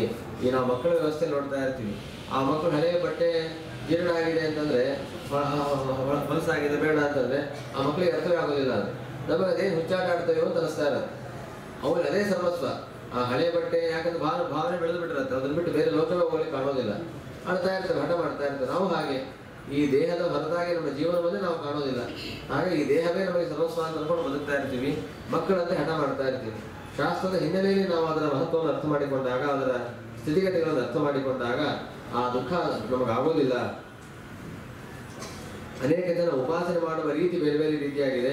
ಕೆಲವರು ತಾಮಸ ಶಕ್ತಿಗಳನ್ನು ಉಪಾಸನೆ ಮಾಡ್ತಾರೆ, ಕೆಲವರು ರಾಜಸ ಶಕ್ತಿಗಳನ್ನು ಉಪಾಸನೆ ಮಾಡ್ತಾರೆ, ಕೆಲವರು ಸಾತ್ವಿಕ ಶಕ್ತಿಯನ್ನು ಉಪಾಸನೆ ಮಾಡ್ತಾರೆ. ಸಾತ್ವಿಕ ಶಕ್ತಿಯನ್ನು ಉಪಾಸನೆ ಮಾಡುವವರು ಕೂಡ ಎಲ್ಲರೂ ಭಗವಂತನ ಸರ್ವೋತ್ತಮತ್ವ ರೀತಿಯಲ್ಲಿ ಉಪಾಸನೆ ಮಾಡ್ತಾರೆ ಅಂತ ಏನಿಲ್ಲ. ಯಾರು ಅದು ಹೇಳಿ ಭಾಗವತದಲ್ಲಿ ಹೇಳುವಂತೆ, ಭಗವಂತನ ತತ್ರಾಪಿ ಜನ್ಮ ಶತಕೋಟಿಷು ಬ್ರಾಹ್ಮಣತ್ವಂ ಮಾನವತ್ವಂ ತತ್ರಾಪಿ ಜನ್ಮ ಶತಕೋಟಿಷು ಬ್ರಾಹ್ಮಣತ್ವಂ ತತ್ರಾಪಿ ಜನ್ಮ ಶತಕೋಟಿಷು ವೈಷ್ಣವತ್ವಂ ತತ್ರಾಪಿ ಜನ್ಮ ಶತಕೋಟಿಷು ಮಧ್ವರತ್ವಂ. ಆಗ ಭಗವಂತನ ವೈಷ್ಣವನಾಗಿ ಹುಟ್ಟಿದ ಮಾತ್ರಕ್ಕೆ ಭಗವಂತನ ಭಕ್ತಿ ಮಾಡುತ್ತೆ ಅಂತ ಏನಿಲ್ಲ. ಆ ಭಗವಂತನ ಪರತೆ ಬರಬೇಕಾದ್ರೆ ಎಷ್ಟೋ ಕೋಟಿ ಜನ್ಮಗಳ ಪುಣ್ಯ ಇರಬೇಕು. ವಾಸುದೇವ ಪರ ವೇದಾಹ ವಾಸುದೇವ ಪರ ಮಖಾಹ ವಾಸುದೇವ ಪರ ಯೋಗಾಹ ವಾಸುದೇವ ಪರ ಕ್ರಿಯಾ ವಾಸುದೇವ ಪರಂ ಜ್ಞಾನಂ ವಾಸುದೇವ ಪರಂ ತಪಃ ವಾಸುದೇವ ಪರೋ ಧರ್ಮ ವಾಸುದೇವ ಪರಾಗತಿ. ಸಯೇ ವೇದಂ ಸಸರ್ಜಾಗ್ರೆ ಭಗವಾನ್ ಆತ್ಮಮಾಯೆಯ ಸತಸದ್ರೂಪಯ ಚಾಸೋ ಗುಣಮಯ್ಯ ಗುಣವಿಭು. ನಾವು ಅಧ್ಯಯನ ಮಾಡಬೇಕಾದ ವೇದಗಳು, ಮಾಡಬೇಕಾದ ಯಜ್ಞಗಳು, ಜೀವನದಲ್ಲಿ ಸಾಧಿಸಬೇಕಾದ ಅನೇಕ ಉಪಾಯಗಳು, ಮಾಡುವ ಕರ್ತವ್ಯಗಳು, ಸಂಪಾದನೆ ಮಾಡುವ ಜ್ಞಾನ, ಅನುಷ್ಠಾನ ಮಾಡುವ ತಪಸ್ಸು, ನಾವು ಮಾಡುವ ಧರ್ಮ, ನಾವು ಮಾಡುವ ಪ್ರವೃತ್ತಿ ಎಲ್ಲವೂ ಕೂಡ ವಾಸುದೇವಮಯವಾಗಿರಬೇಕು. ಆಗಿರುತ್ತೆ ಜ್ಞಾನಿಗಳಿಗೆ. ಅಂತಹ ವಾಸುದೇವನೇ ಈ ಜಗತ್ತನ್ನ ತನ್ನ ಇಚ್ಛೆಯಿಂದ, ನಿಯಮ್ಯವಾದಂತಹ ಪ್ರಕೃತಿಯಿಂದ ಸೃಷ್ಟಿಯನ್ನು ಮಾಡಿದ್ದಾನೆ. ತಾನು ಆ ಗುಣಗಳಿಂದ ಯಾವುದೇ ಸಂಪರ್ಕಕ್ಕೆ ಒಳಗಾಗದೆ ಗುಣರಹಿತನಾಗಿ, ಅಂದರೆ ಗುಣಾಬದ್ಧನಾಗಿ ಪರಮಾತ್ಮ ಇರ್ತಾನೆ. ಜೊತೆಗೆ ದಯಾ ವಿಲಸಿತೇಶ್ವೇಶು ಗುಣೇಶು ಗುಣವಾನಿವ ಅಂತಃ ಪ್ರವಿಷ್ಟ ಆಭಾತಿ ವಿಜ್ಞಾನೇನ ವಿಜಂಬಿತ. ಈ ಜಗತ್ತನ್ನು ಸೃಷ್ಟಿ ಮಾಡಿ ತತ್ಸೃಷ್ಟ ತದೇವ ಅನುಪ್ರಾವಿಶತ.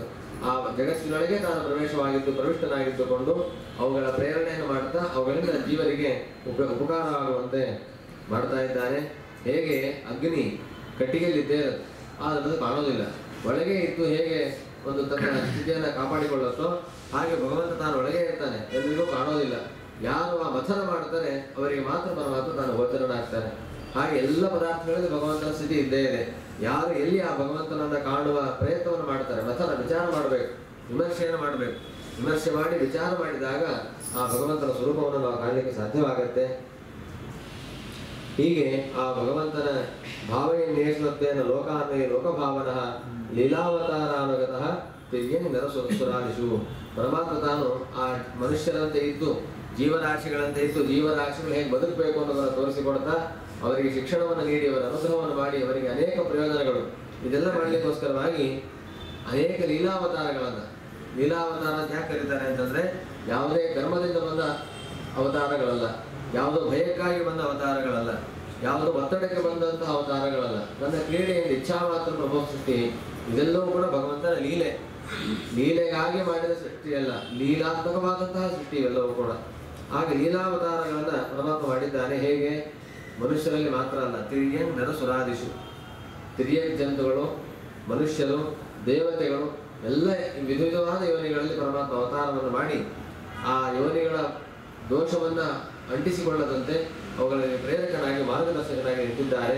ಅಂತಹ ಪರಮಾತ್ಮನ ಸ್ವರೂಪವನ್ನು ಅವಶ್ಯವಾಗಿ ನಾವು ತಿಳಿಯಬೇಕು ಅಂತ ಹೇಳಿ ಸೂತಾಚಾರ್ಯರು ಈ ದ್ವಿತೀಯ ಅಧ್ಯಾಯದಲ್ಲಿ ಆ ಶೌನಕರು ಮಾಡಿದಂತಹ ಪ್ರಶ್ನೆಗಳ ಬಗ್ಗೆ ಉತ್ತರವನ್ನು ಕೊಡ್ತಾ, ಅದು ಉತ್ತರದ ದಾರಿಯನ್ನು ತೋರಿಸ್ತಾ ಏನು ಮಾಡಬೇಕು ಅನ್ನೋದಕ್ಕೆ ಧರ್ಮಾನುಷ್ಠಾನವನ್ನು, ವರ್ಣಾಶ್ರಮೋಚಿತವಾದ ಧರ್ಮಾನುಷ್ಠಾನವನ್ನು ಮಾಡಬೇಕು, ಭಾಗವತ ಗ್ರಂಥದ ಶ್ರವಣವನ್ನು ಮಾಡಬೇಕು, ಪರಮಾತ್ಮನಲ್ಲಿ ವಿಶಿಷ್ಟವಾದ ಭಕ್ತಿಯನ್ನು ಸಂಪಾದನೆ ಮಾಡಬೇಕು, ಅದಕ್ಕೆ ಪೋಷಕವಾಗುವಂತಹ ರೀತಿಯಲ್ಲಿ ಜ್ಞಾನ ವೈರಾಗ್ಯಗಳನ್ನು ಸಂಪಾದನೆ ಮಾಡಬೇಕು, ಅದಕ್ಕೆ ಬೇಕಾಗುವ ರೀತಿಯಲ್ಲಿ ತೀರ್ಥಯಾತ್ರೆ, ಸಜ್ಜನರ ಸೇವೆ, ಸಜ್ಜನರ ಸಂಘ, ಶಾಸ್ತ್ರ ಶ್ರವಣ ಇವುಗಳನ್ನು ಮಾಡ್ತಾ ಇದ್ರೆ ನಮಗೆ ಬೇಕಾದ ದಾರಿ ನಮಗೆ ಸಿಗತ್ತೆ ಅಂತ ಅನ್ನೋದನ್ನು ತಿಳಿಸಿದ್ದಾರೆ.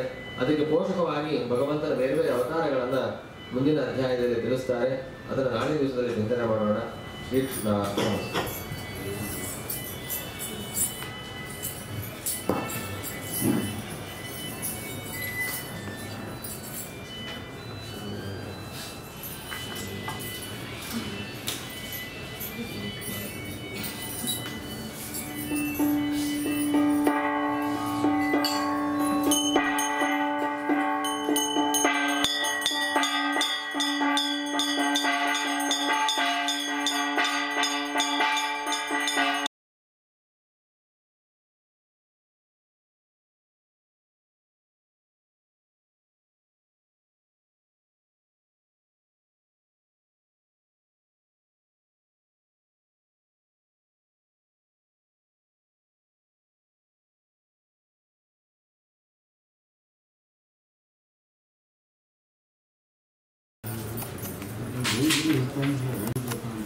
ಕೈ ಗುರುದತ್ತ ಅಂದ್ರೆ ಹರೇ ಕೃಷ್ಣ ಅಂತ ನೀವು ಶ್ರೀನಿವಾಸ ಹೇಳ್ತೀರ.